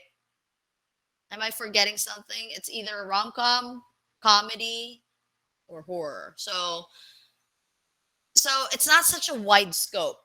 Um, But that doesn't mean that you stop there, because there are also other demographics like you could watch out for. For example, um, what do you call this? For if psychological thrillers are huge in European countries. America is huge in psychological thrillers. So don't give up, right? If even if it's not in the Philippines, what if you become big in other countries, right? So you shouldn't stop there, right? Yeah, we don't have much action movies beyond the 1970s. That is so true. That is so true. The common niche that you see are the same things over and over again. It's either they have a mistress or someone dies at the end, right? Or you find out that it's your sister. Your the third party is your sister. It's the rich and the poor. Yeah. So it's the same thing over and over and over again. There's nothing new, right? Amnesia. I feel like they're at least they got a clue now, right? Amnesia isn't so much it's not a big deal anymore in big plots, right? But at least they woke it up, right? But this is what I'm also trying to say, guys. That's why we got to build a support team to support each other, right? And making sure that, this industry, our industry in the Philippines change, right? It changes to, in a good way, right? We get exposed more. Why is it that we don't get exposed outside that much, right? Well, except for Eric Mati. Eric Mati is an amazing director, and at the same time, right? Oh yeah, that's right, Marlon, right? People always want a happy ending. Filipinos always want a happy ending. That's not real, guys. That's the thing. If you're gonna be showing a film, if you're gonna be portraying something, you want to emphasize a point. Happy endings aren't real. I'm not trying to be pessimistic here, but most of the time it's not. Right? If you're a niche, the chosen niche that you went through, that you choose, well, wants reality, then you got to show reality. What's really going on? That's true, right? So so that's why Eric Mati has changed the game. I'm a huge fan of his, and also John Arcilia. John Arcilia just Congratulations to him. He's amazing. He won the Volpe Cup, and I mean, hands down. I mean, at least, right? It means that we're already moving, eventually moving up there. But why did it take us so long? Why did it take us so long? Because there's monopoly. The monopolizing game in the Philippines is so huge, right? Monopolizing each other isn't gonna get us anywhere, guys. We gotta support one another, right? If there's a new filmmaker out there, gotta go support them, right? You can't go on pulling them down. Like for example, and the cancel culture. I'm not a huge fan of the cancel culture unless we're talking about the person doing something super unacceptable, like for example heinous crimes like rape or whatever. I'm gonna go help you out in canceling that person. But if let's say it's about what he did, the art that he did, and you cancel him because you don't like it, that's not how it's done, guys. We don't You don't want to be that guy. We don't want to be these type of Filipinos who just pull people down because you don't like it, right? For example, Daryl Yap. Daryl Yap is not a friend. I mean, I don't know him. I don't know him personally. I know him because of Vincentiments. I know him because of, well, he's doing really great in Viva, right? He's a director, right? He's done what? How many films? I think there was a commercial. There's a trailer that he has already done nine movies, right? In a span of how many years? 3 years, 9 movies. That's insane. And these are all full length. But a lot of people keep canceling him. They keep saying, I hate your movies, blah blah blah blah blah blah. Don't get me wrong, I'm not a big fan of his movies, but you don't see me canceling him. You won't see me canceling him. Why would I cancel him if that's the type of movies that he wants to portray? You gotta respect that, right? You gotta respect that. If that's his style, that's his style, right? You can't go on saying all these bullshit or all these horrible things at him, right? If you don't appreciate it, keep it to yourself, right? You don't have to post it on social media and canceling that person, right? It's not going to make you a better person. It's not going to even give you a better break, right?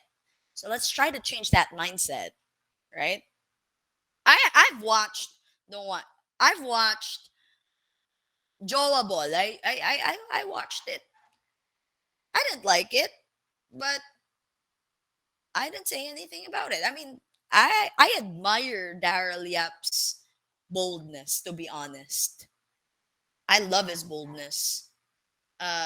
His movie, I've not seen it, but the title itself, like paglaki ko gusto ko maging porn star, is that the title, right?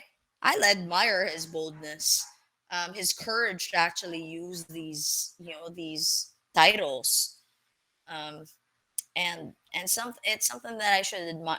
We should admire about him, right?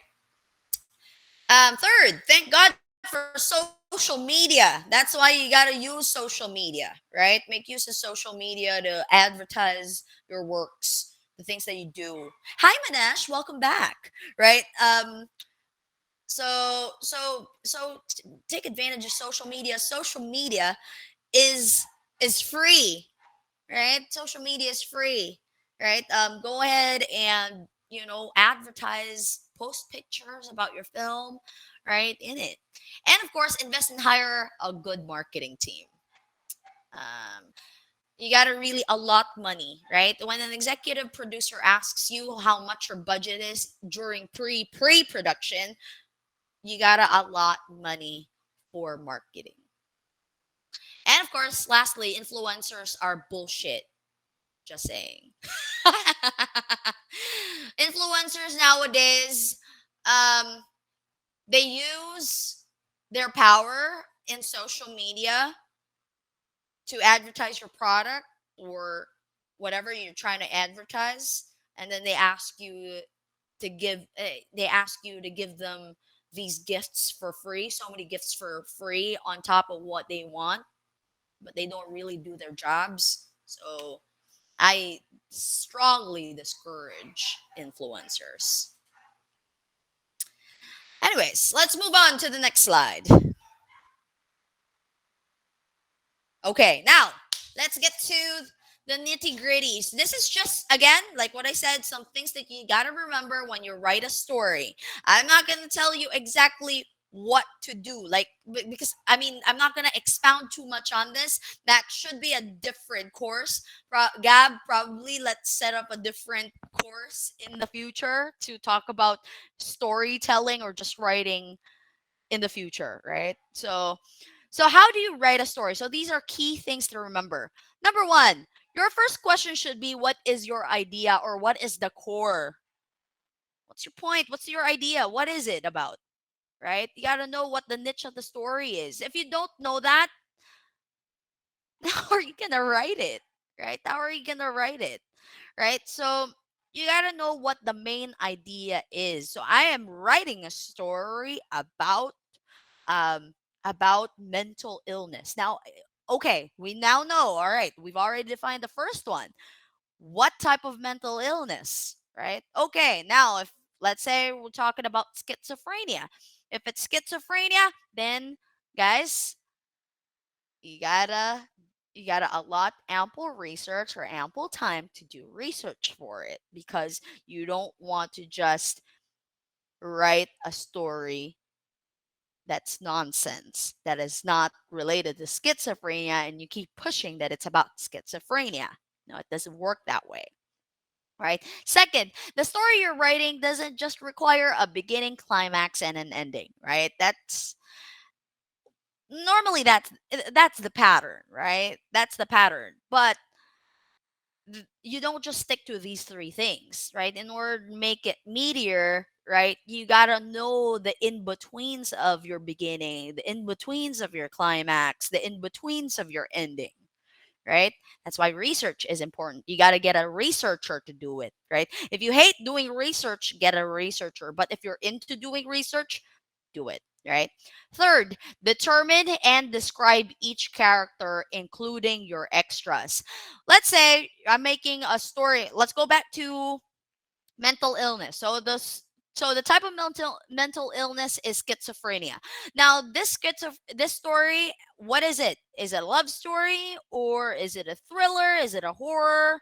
Okay, so I choose it's a love story. So now you have to keep asking yourself these questions, right? So if it's a love story, okay, so who are your characters, right? How many people do you are involved in this love story? So I have my main, you got to determine who your main actor is, right? Not main actor, but your main character. Okay, so what's the name of your character? Let's say the name of my character is Jet, right? Okay, so Jet is how old? Okay, Jet is in his early 20s. Okay, early 20s, let's say 21. Okay, 21 years old. Okay, so what is his background? What did he have a good childhood? Oh no, he lost his, okay, so he didn't have a dad growing up um because his father left them. So it was between him and his mother. Now his mother is um used to be a drug addict, right? Used to be a drug addict, and okay, now, okay, so she was a drug addict. Did she take drugs during pregnancy or not? Right? So you got to ask yourself these questions, right? And with those questions, you got to do research as well to know if it is true. Do you get schizophrenia because of drugs that was taken by your mother? Most probably not, right? Because it's a genetic thing, right? Mental illness most of the time is genetic, right? So you got to do ample research for it to be true, right? So that's what I'm trying to say. You have to keep asking yourself questions, details. That's true. Smallest details matter so much. Like for example, the movie Joker. I bet you've all seen it, right? If you've seen the movie Joker, it was so effective. It won the Oscars. It won Cannes. It won so many awards. Why? Because you know that it didn't just it character research exactly, right? It didn't just focus on the beginning, climax, and an ending, right? The character was super defined. The character was super defined. And also take note, you don't have to make sequences for each part. Like for example, let's say Jet, going back to Jet. Jet is 21. Then you go on hiring a baby or hiring a a kid, right, to portray Jet's past. You don't really have to do that, especially if it's a short film, right? Unless it's necessary or if you really want it. But sometimes some people, they keep putting like, or sometimes most of the problem that I see is that the scripts are too long, right? The scripts or the dialogues are too long and it's already giving you the meat. They keep saying it. Guys, remember, show, don't tell. Show, don't tell. As much as possible, show the scene, not tell it, right? 'Cause that's how it's going to be effective, right? But there are scenarios wherein a flashback could just be a dialogue, a short dialogue, or a short conversation between the two. Leave your, that's the thing, guys. You don't spoon feed your viewers. Most of the time, those award winning films are not the ones who spoon feed their viewers. They're the ones who executed so good that when you go back to the first sequence, you'd be like, "Oh god damn, all right, so he was already telling me what the story is from the very beginning. I didn't catch that." Right? You want to be that kind of director or you want to be that kind of filmmaker, right? Okay. Fourth, stick to two dilemmas. This isn't a roller coaster ride. So sometimes the problem about other filmmakers is that I know that it shouldn't just have one problem, but the problem is if you have so many problems going on in the story, and then they all have redemptions in the end, it's not realistic. It's not gonna be realistic. And remember, guys, right? And also, it's gonna be super difficult for people to understand what it is. I know that there's a specific. I know that earlier I just said that um you can't just spoon feed your people. You gotta a lot like you gotta allot something wherein they would interpret it in their own or understand it in their own, right? And that's how you want to be defined as a filmmaker. But if you just put so many things in there to a point that they don't understand anything at all, right? That's what you're trying to avoid, right? Also, never force a twist just for the heck of it. Sometimes the problem that I see from other filmmakers is that they put a twist so that it becomes unique, um, but it doesn't really fit the story. You get what I mean, right? So, or the twist has already been done. It's a story that has already been done. You don't wanna make a story that has already been done, right? And something that I learned from one of my mentors is that when you write, just let it flow. Let it flow. Let it flow. And lastly, redemptions aren't always necessary. Um that's why and that's a problem that is usually done in the Philippines, like Filipino filmmakers. Most, I'm not saying all, but most of the films that the masses are drawn to have redemptions in the end. And with we're stuck to that ideology, and now sometimes some filmmakers think that we're stuck to the ideology that I should redeem my character in the end, but that's not really necessary. I'm already saying it's not necessary. If you want your character to not redeem himself, that's fine. That's fine. And at the end of the day, even if so many people are already telling you it's not going to work, fuck them. It is your story. It's your story. You write it, right? I mean, you gotta know how to be open minded, but you also have to know how to stick to what you think is right for your film. You're the one who wrote it, right? because you gotta be in between. You can't be someone, no, no, no, no, no. You can't be a no person, and you also can't be a yes person. You gotta be someone in between. You gotta make a decision. You gotta know how to make a decision, right?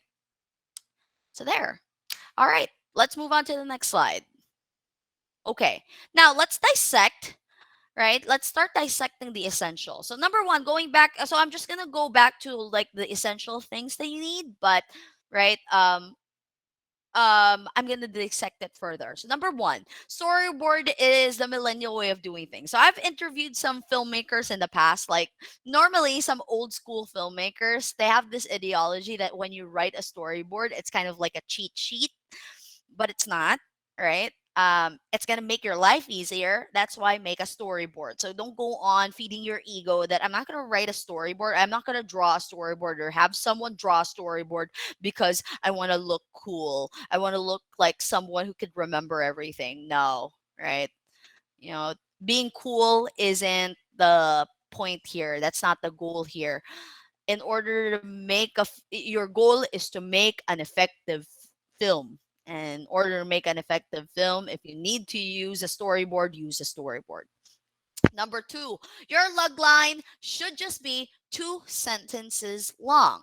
Now, what is a log line? So it is a really, really quick summary of what your film is about. So, for example, Star Wars, right? Let's try it out. Okay, so when you explain to someone what Star Wars is. For example, a good friend of yours is doesn't know what Star Wars is. You can't go on telling them each part of the story, right? Because that's already spoiling them. If you go on telling them, oh, what, you've never seen Star Wars? What? It's like one of the greatest films of all time, right? If you go on saying that, right?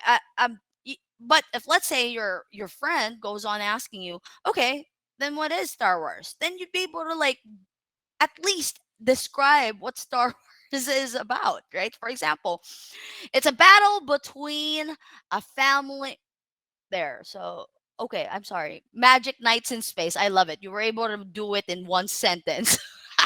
But it's about a family in intergalactic setting um that uh that opens up problems to problems to problems because of pride. I'm kidding. But if let's say, right, someone asks you, right, what Star Wars is, right, you gotta know how to describe what Star Wars is in 2 sentences, right?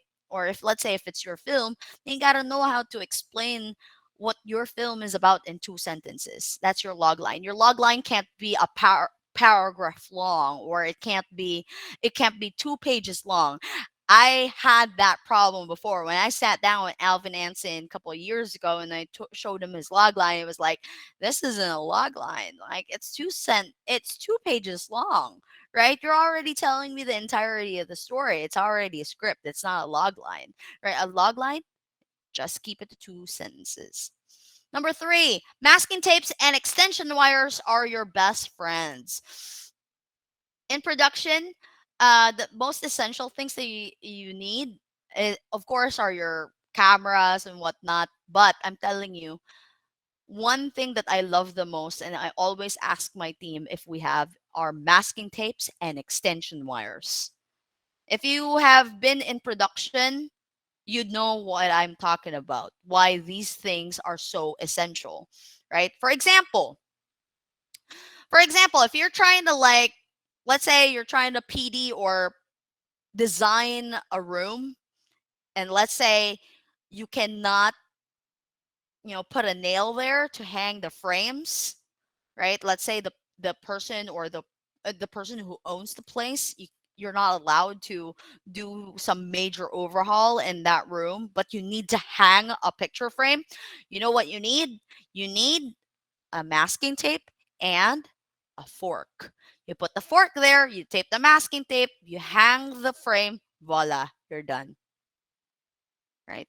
You don't need nails, you don't need a hammer. You're done. Right? That's why it's your best friend. Extension wires. If you're shooting something outside, an exterior setting, and then let's say there's no electricity in that one specific scene, in that one specific setting, and there's someone can provide you electricity a couple blocks away, but then you don't have extension wires. How are we going to make that possible, right? That's why you need extension wires, a lot of extension wires. Also, fourth, let your film breathe. What do we mean by that? Sometimes, when you some filmmakers and some DOPs, what the problem that they do when they shoot a film, sometimes have you ever seen a film that's everything is just all close up, everything is this close? Have you seen a film like that, right? Or everything is inside, all the all the settings are interior. That's what we mean by breathing, right? Let your film breathe. Like, look for a lot b-rolls, or put b-rolls there. We're in the entire your shot, there's an extended shot, like a huge shot that would be where you will there's an ample space where people could breathe in your film. There's an outside setting, there's an exterior, so that you could let them breathe, right? It can't be all close up all the time, right? Yes, there you go. Provinciano 90% zoom in shots. uh One of the directors there is a good friend of mine, so uh he knows what I'm trying to say here. I got this from him, right? Let your film breathe, right? So there. Anyways, let's now move on to your script should be aligned to your film. Okay. So in film festivals, for example, so my younger sister, who I was talking about during the initial part of this workshop or this session, I was telling you briefly what my sister graduated from. Oh, I think I never mentioned it. My sister graduated, is a lit major, right? So she graduated literature, and now she's part of my team. So she does all of my scripts, right? So she's my screenplayer. So I write my scripts. But she's my script doctor. So she makes sure that everything is aligned to the film that I'm doing, right? Everything from the dialogues, if this dialogue is this effective or not? Okay, so she's gonna be tweaking it a little bit or making sure that the template is right. And also for budding filmmakers, make sure to use Final Draft. Final Draft is God sent, right? Because if let's say the entire script, let's say if it's a 200-page script and the name of your character is Jet, for example, and you want to change the name of Jet, let's say the main character, let's say your executive producer or your producer tells you, I don't like the name Jet, let's change it to something else. let's change it to let's change it to Gabrielle, right? Final Draft. So you don't have, if you're using Word, what you need to do is like go through all pages one by one and change the name Jet. But in Final Draft, all you got to do is just type Jet and then change it to Gabrielle, and everything will be changed.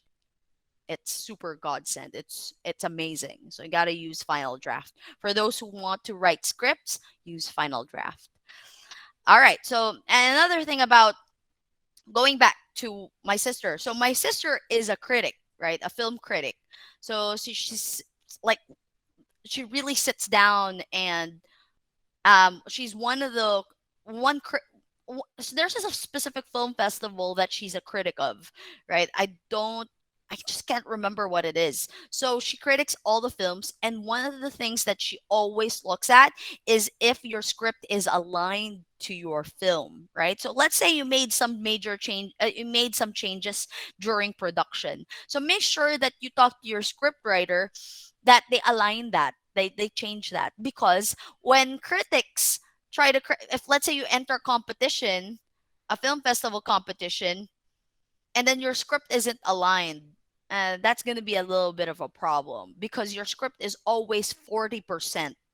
the criteria. It's 40%. It's huge. 40%.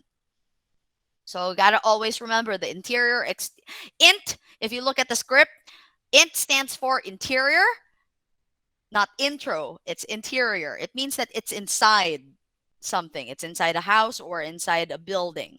Exterior is shot outside. So you're not inside a building or a concrete, right? You got to put what time. Is this in the afternoon? Is this in the evening? Is this in the morning, right? Montage. You got to put that there. When you say montage, it means that there's going to be like different settings in one scenario, in one sequence, right? And so on. And lastly, always have the best shots labeled. All right, next. Okay, now let's move on to the last part of our discussion, which is the terminologies, right? In order to become a filmmaker, I'm not saying that you can't become a filmmaker if you don't know the terminologies. You can. You still can. I mean, I'm still in the process of learning or memorizing all these terminologies, but it's just that, you know, it's important that you know these because especially though to those who really are very very specific about, especially for DOPs or directors of photography, if you if you keep using pan, right? If you keep using the term pan here, pan there, pan up, there's no such thing, right? So you gotta know what is the term used for a movement. You gotta know. Oh, hello. Oh, all right. Okay. So you gotta know what that movement is called, what that shot is called, right? So let's go through each one of them. So number one, remember shot sizes in cinematography. We'll go through that in the next slide. Number two, B-rolls are not pronounced as brawls. And what exactly are B-rolls? Why are they called B rolls? Not A rolls. Why is that the specific letter that they chose for it, right? And lastly, pan isn't the only camera movement. All right, let's move on to the next slide. And I gotta credit Derek Mike Sandas for this. I mean, I've been attending his classes. He opened my eyes that I should learn what these shot sizes are or what these terminologies are called because it's really important. It's not just because it's going to up your credentials, but it's important because some people really refer to these terminologies. And if you, let's say, communicate to them and keep saying pan or you keep saying close up, but that's not exactly what you want because you want the eyes to be shot only, then that's not the term that you call it. That's not a term that you use. All right, now these are our shot sizes, right? So if you go on telling your DOP or your camera operator that I want the entire field to be seen, right? That's what you call an extreme long shot. Right. All right. Now I want a little bit of I want to see a little bit of silhouette or an image of my main character. Then you say, but I still want to see the buildings up there. You call that a very long shot. Now, I don't want some of the buildings, probably just a couple, a couple points or a couple parts of it. But I want the entire body. It's a full body of my character. Then you call that a long shot, right? Now, I don't want it to be close up, but I don't want it to be mid part.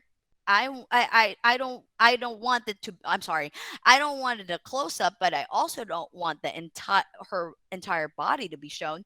Then you call it a medium shot, right? Now a medium close up is wherein most likely the background is seen only 60%, 60 to 50%, right? So that's what you call a medium close up. Now a close up, there is hardly a background scene, right? But you can still see the entire face. Now, if you want to emphasize a specific part of her face only, then it's called a big close up, or for eye shots specifically, you call that an extreme close up. All right, you could take pictures of this specific slide for our budding filmmakers out there. Okay, let's move on to the next slide, please. Okay, so what exactly is a B-roll? So there's a reason why you call it a B-roll, because a B-roll is a supporter of your main shot.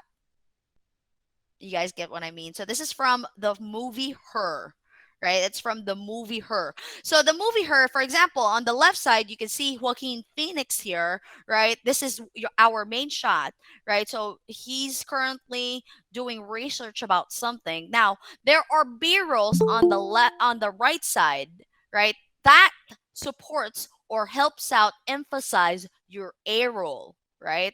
Your A roll is your main shot. Your B rolls are some of the shots of your of a finger, a close up of your finger, a close up of your eyes, or a close up of something, right, to emphasize a specific point. You guys get it? Good. All right. Now let's move on to the next slide. And we go on to the last one. All right. So movement isn't synonymous to pan, right, guys? Pan, the Sarah pan, right? No, panning isn't synonymous to the word movement, right? It, this is a really funny interpretation of it, right? If you're gonna look at it, these are all the camera movements, your camera movement guides. You have the dolly, you have the boom jib. If it goes up and down, dolly goes forward, backward, trucking goes left to side. Panning is when you go to do a swivel and then you tilt and then you roll. But clients, most of the time, I want you to pan right. I want you to pan up. I want you to pan tilt, right? No, that's not how it's done, right? So you gotta know the term for your camera movement. All right? Okay. All right. And with that, I am going to end this discussion with another quote from my favorite director, Quentin. So we have, so always remember, guys, with all the things that I know that I talked about so many things, but I'm gonna leave you with this quote before we move on to the Q&A portion. Do not write what you think people want to read. Find your voice and write about what's in your heart. A lot of people, as a script writer or a director, a filmmaker, when you go to the industry, a lot of people will keep saying, no, do this, do that, do this, do that. I'm going to give you money, do this, blah, blah, blah. Right.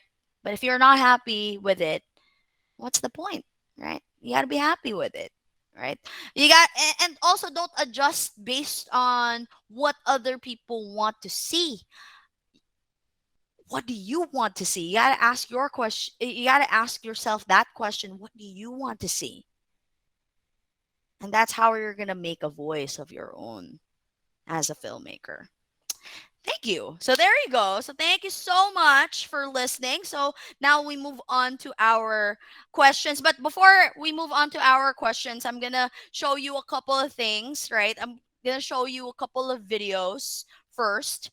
So we're not done yet. Don't leave. So okay, so I'll show you the upcoming full-length film that we're doing. All right. It's a special showcase of this full-length film of Pag-ani because I've not shown it to anyone. So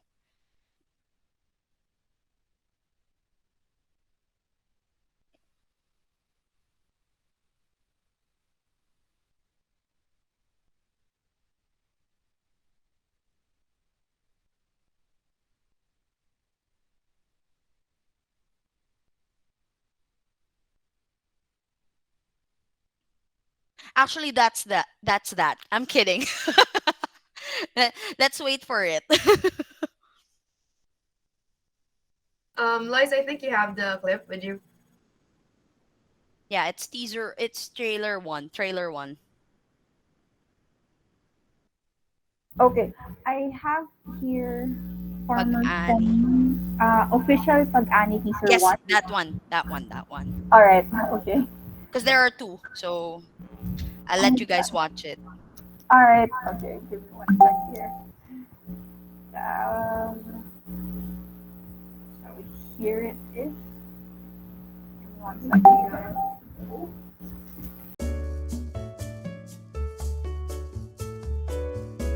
So yeah, that's the first one. so so yeah. Do you want to see the second one? It's that's the what I call the it's my favorite. It's the festival version trailer. The second one is for the masses. Let's watch it.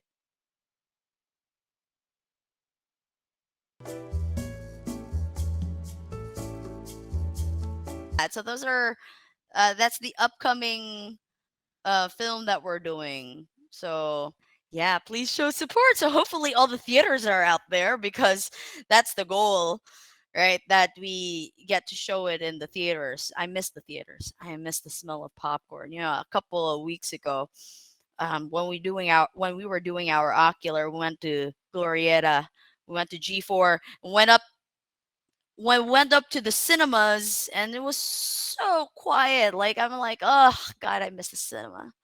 I miss the cinema. Anyways, all right, let's start off with questions and answers. All right, guys. So before the event, we actually did the liberty of listing down the questions that we will ask Miss Gayle. So for our first question, next slide, please. What are the top three things you would advise aspiring filmmakers to learn about today? Okay, first first things first, you gotta be prepared. Like what they said, you gotta ask yourself if you're prepared to do it. Because the moment you jump in, there's no turning back. There's no turning back. And the goal, you can never have, what do you call this? You can never say that when you I want to become a filmmaker, and then if let's say you fail once, I don't want to become a filmmaker anymore. It's not how it's done, right? That's why you got to ask yourself first, am I emotionally and mentally, physically prepared for this? Because I asked myself that question. I'm going to tell you a really quick story. When I was earning, I'm telling you, I'm more than like stable when I was working for Alorca. I worked for Alorca. So I was with them for 11 years. And I never had a problem. Like I never. It was they had a very nice culture, right? Very family like culture that made it so difficult to leave. But I gotta make a decision. I mean, am I gonna choose stability or am I gonna choose passion, right? And the time that I wanted to leave because I said I eventually need to give up something. You need to give up something because it's gonna take a toll on your mental and physical health. And it did take a toll to my physical and mental health. So I told myself, I think I'm already ready because I need to give up something. And the thing that I really want to give up was Alorca. I want to give no nothing. Like I love Alorca to the core. I love the company to the core. But I chose that because I love filmmaking. So you gotta, if you are in that state where in there's no turning back, there's no other way. I want to become a filmmaker. Then listen to your gut feel and go for it, girl. Girl, go for it, boy. Right? And you gotta plan, right? But it comes with plans. When I knew for a fact that I wanted to give the other thing up, stability up, it means that you gotta start earning now. You gotta start earning money now. So that if you give that up, right, you have something, at least a year's worth of savings to, to pay for your bills, to pay for your family, to pay for the necessities that you need, right? Or if let's say you did reach that point where in money isn't enough, then don't feel bad about getting stints on the side, right? Number two, right? Ego is a huge thing, right? You can't be egoistic. You can't be mayabang, or you can't be boastful that, I don't want to learn. What should I learn? I don't need to learn anything else, right? Always have that kind of mindset that learning doesn't stop. right? Learning doesn't stop here, right? You are going to learn even if the smallest details, right? I remember learning that I was telling you guys about that technique, the fork technique and the masking tape. I learned that from someone I drank with, right? But it didn't stop there, right? And I was applying. I'm now applying it to my film, right? So so you gotta have that mindset, right? Prepare yourself. Prepare yourself. Number two is you gotta make sure that number one is ask yourself, am I ready? Number two, prepare. And number two, put down your ego. And number three, never stop learning. There you go. Right. Those are very useful pieces of advice that I think everyone can apply to their own lives. So, next question, please.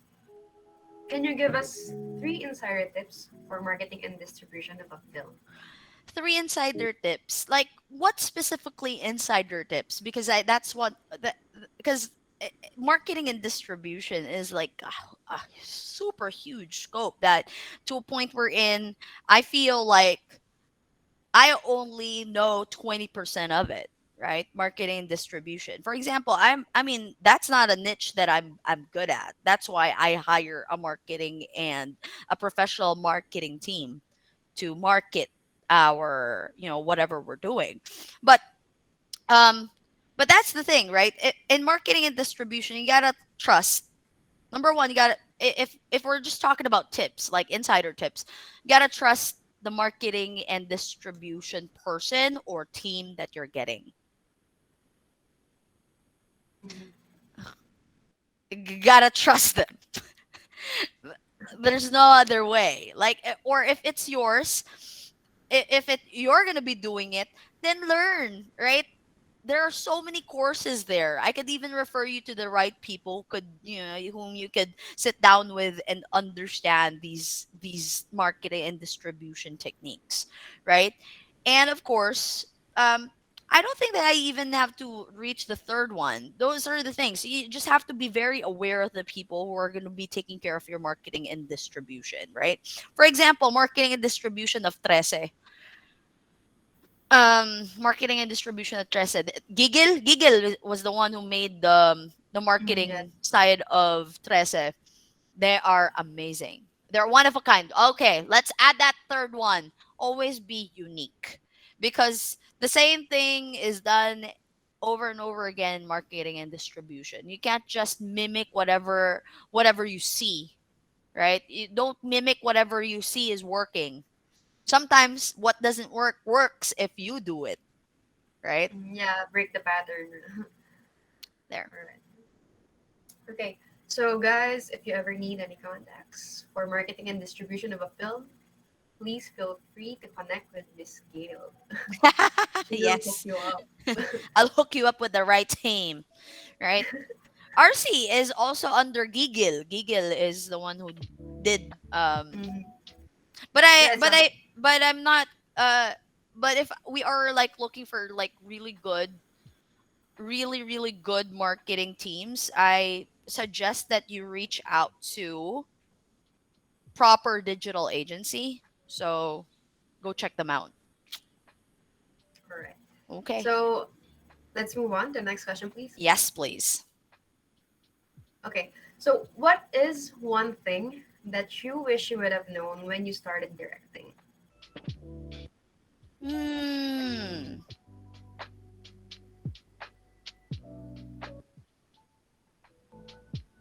That your script is your holy grail.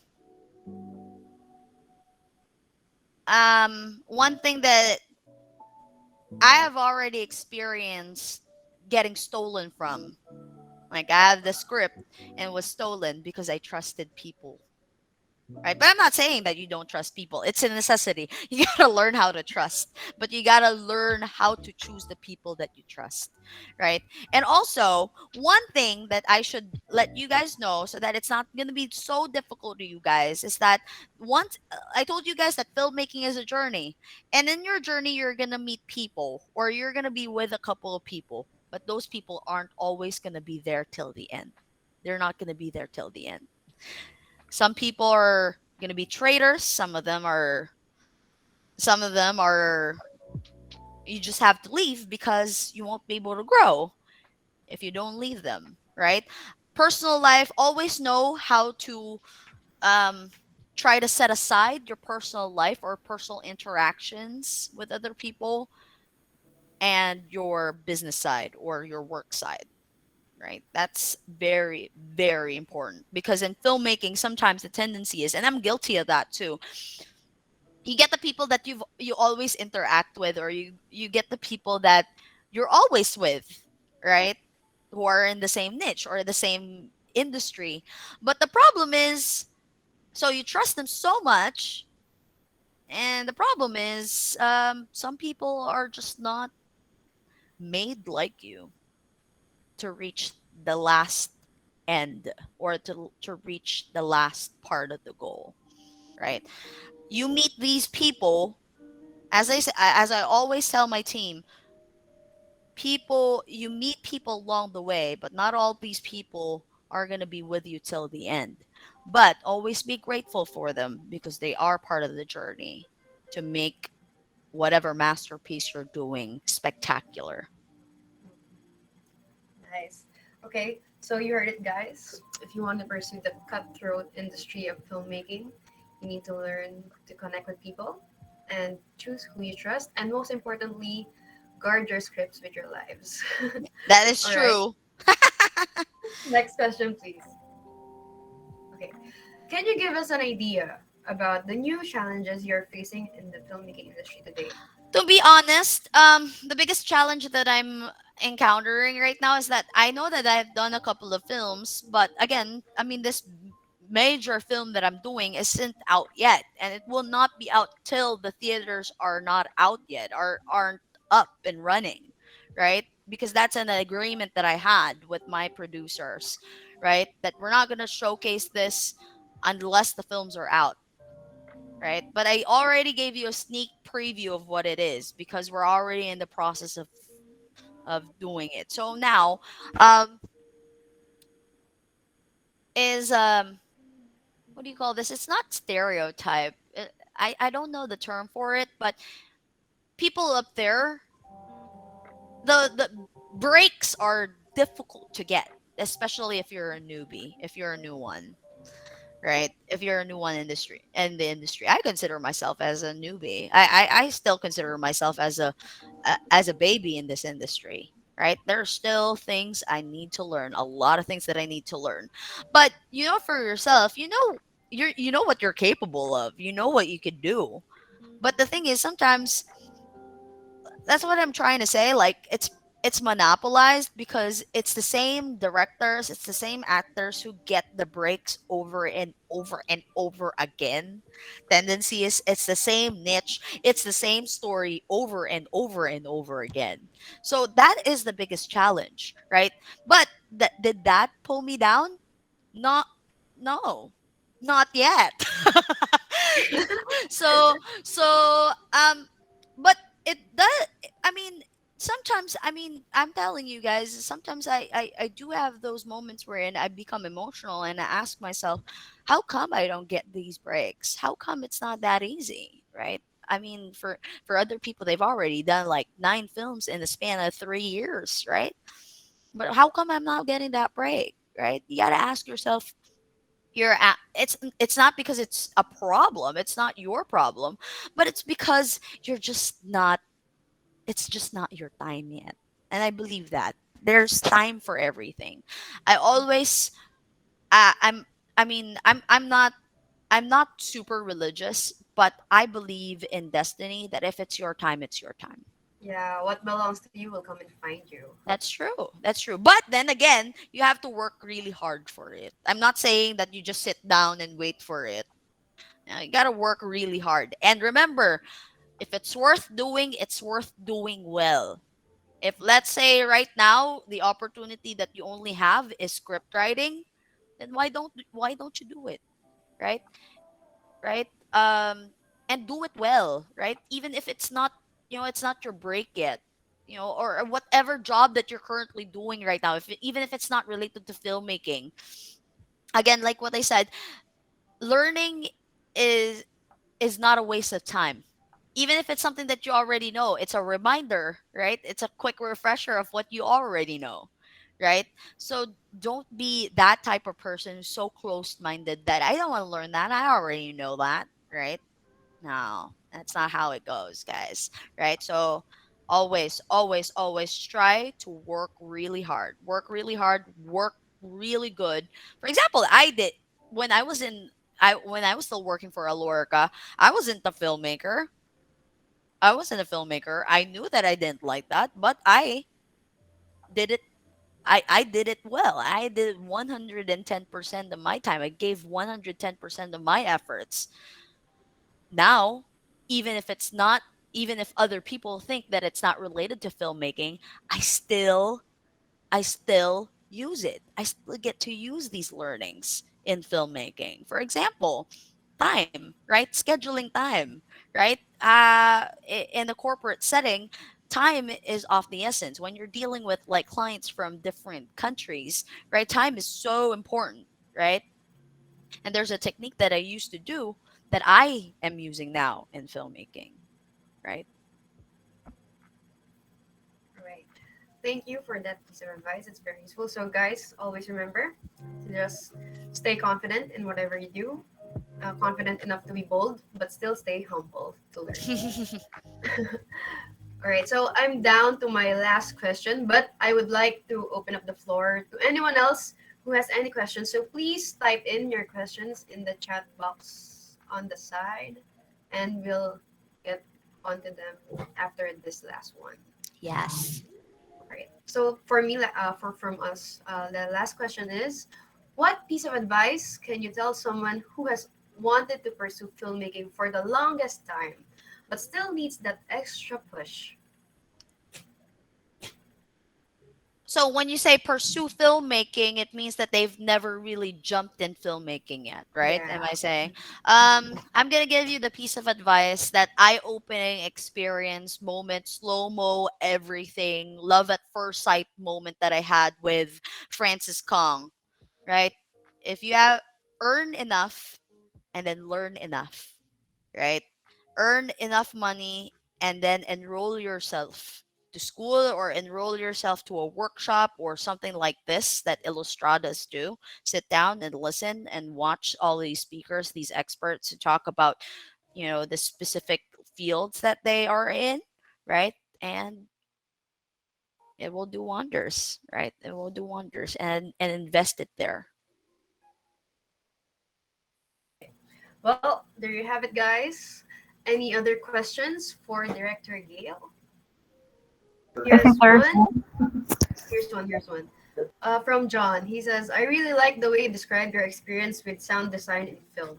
Any tips or things one needs to know in working with musicians and composers for film? Um, so go don't go on. So when you talk to the since these are the experts, right? So if you're and I really love that question because I have been working with a musician slash composer and a sound engineer, one specific person for the longest time. And sometimes, right, of course there are the experts in that specific field. You can't go on saying no, that's not how a violin should sound like. Right, that's like like super uh that's super disrespectful. You go on saying you can give suggestions when you communication is a huge deal. So always always remember that, guys. Good communication is important to anything. It's not just in filmmaking. But if you talk to your musician or you talk to your scorer, you have to be as open as possible, communicate everything that they need to know, right? Describe everything. Like for example, I want this to smell it. I want the sound to smell really foul. I want the sound to describe poverty. I want it to describe garbage or filth, right? And your musicians, these are experts. They know exactly what you mean, right?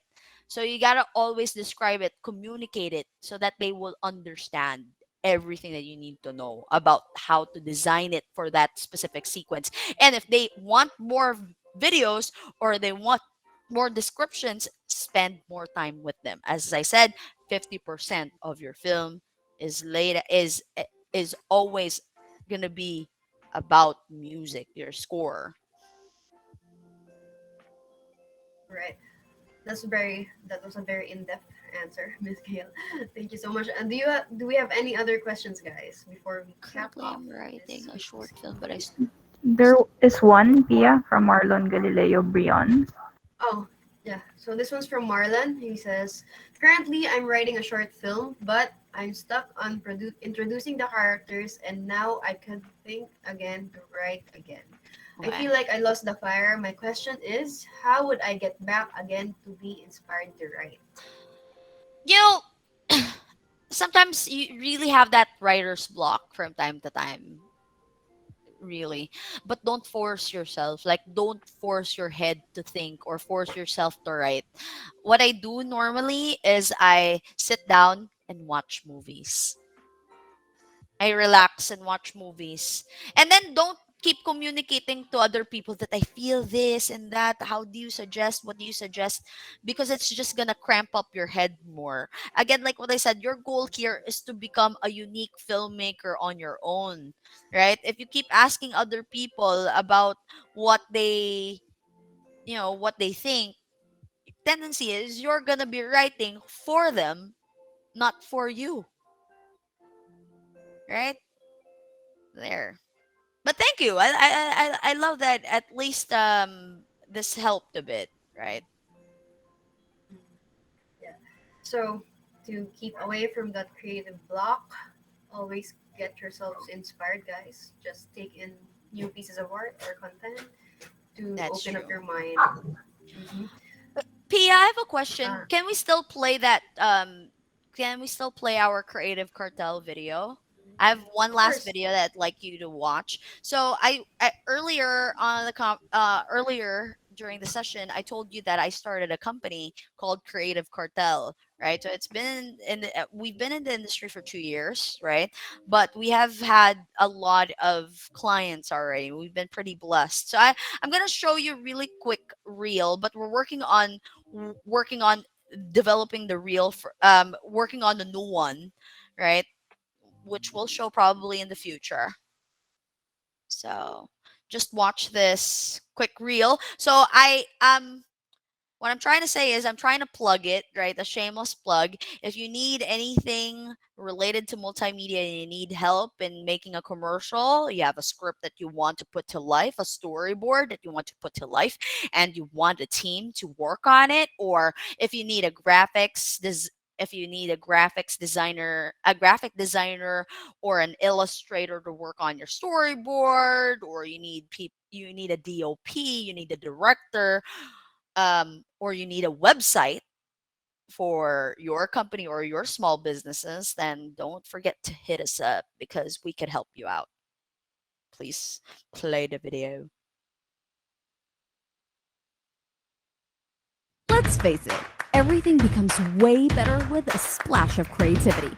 May it be a commercial for your company, a logo for your shop, an SDE for your event, or even a website to market your business. You need creativity to be able to bring something amazing to the table. That's where we come in. Creative Cartel is your one-stop shop of all your multimedia needs. Divided into 3 verticals, we specialize in film, production, and events.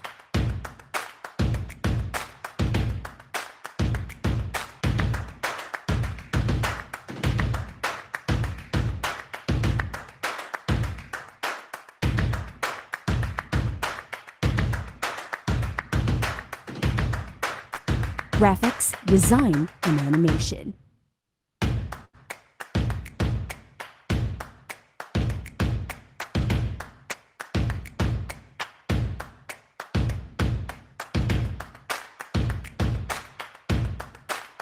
And digital content marketing.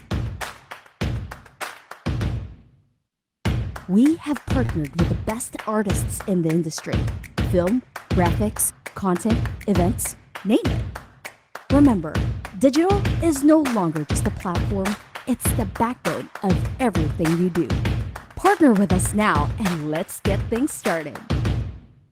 So yeah, so Yeah, that's my voice. So, anyways, yeah. So contact us. I think it's in the last slide. If you need any help for any multimedia needs for your company or whatever, right? Anything multimedia related, videos, photography, and whatnot, hit us up or hit Illustrados up.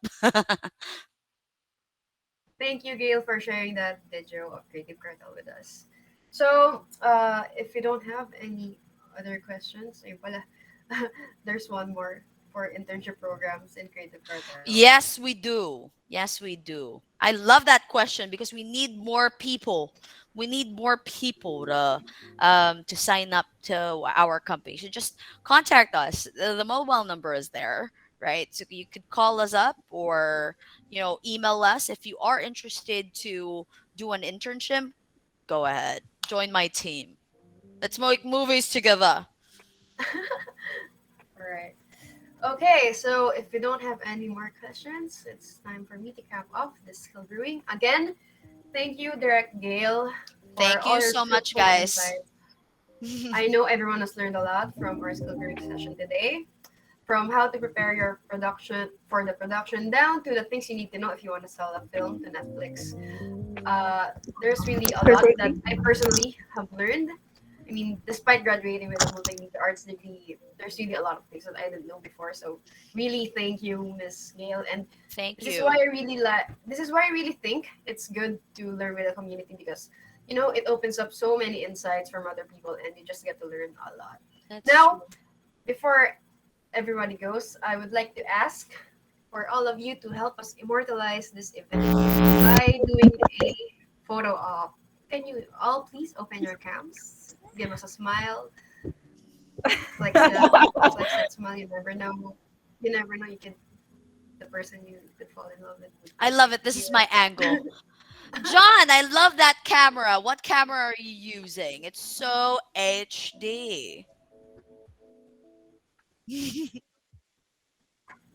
I love it. Yeah, I'm using a really sucky camera right now because they're using the camera outside. So All right, guys. Let's take a quick photo.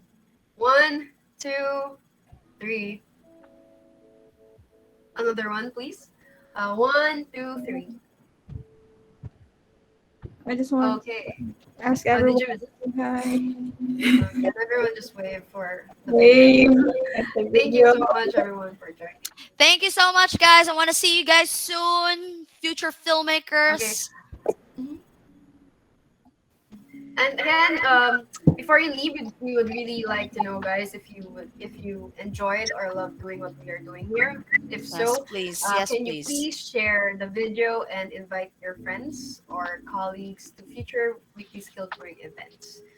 And one more thing, I would like to invite you all to comment or let us know in our LinkedIn account what types of topics you would like to learn more about on our future skill growing events. So it would be really appreciated, guys, if you could just go onto our LinkedIn and comment what you want to learn. And we can actually do a specific skill brewing depending on what you had to say over there. So that's just something from us to make you feel extra special. Okay. Then again, it is truly a privilege to learn from Thank an you. award-winning director. On behalf of my team and all of the people who have joined this event, we thank you so much for sharing your knowledge on our weekly skill growing event today. So again, everyone, please don't forget to like and follow us for future skill growing events. Again, this is free and we are really doing this just to build a community of learners and teachers so we can all just stay connected and grow together. That's all. Thank you. I love that. All right, guys. Thank you Thank so you. Thank you, much. guys. Ani, Bye. guys. Bye. Pag-ani, guys. Pag-ani pa rin. Yo, See you guys soon. thank you so much, Gail. Thank Thank you, you. guys, to everyone.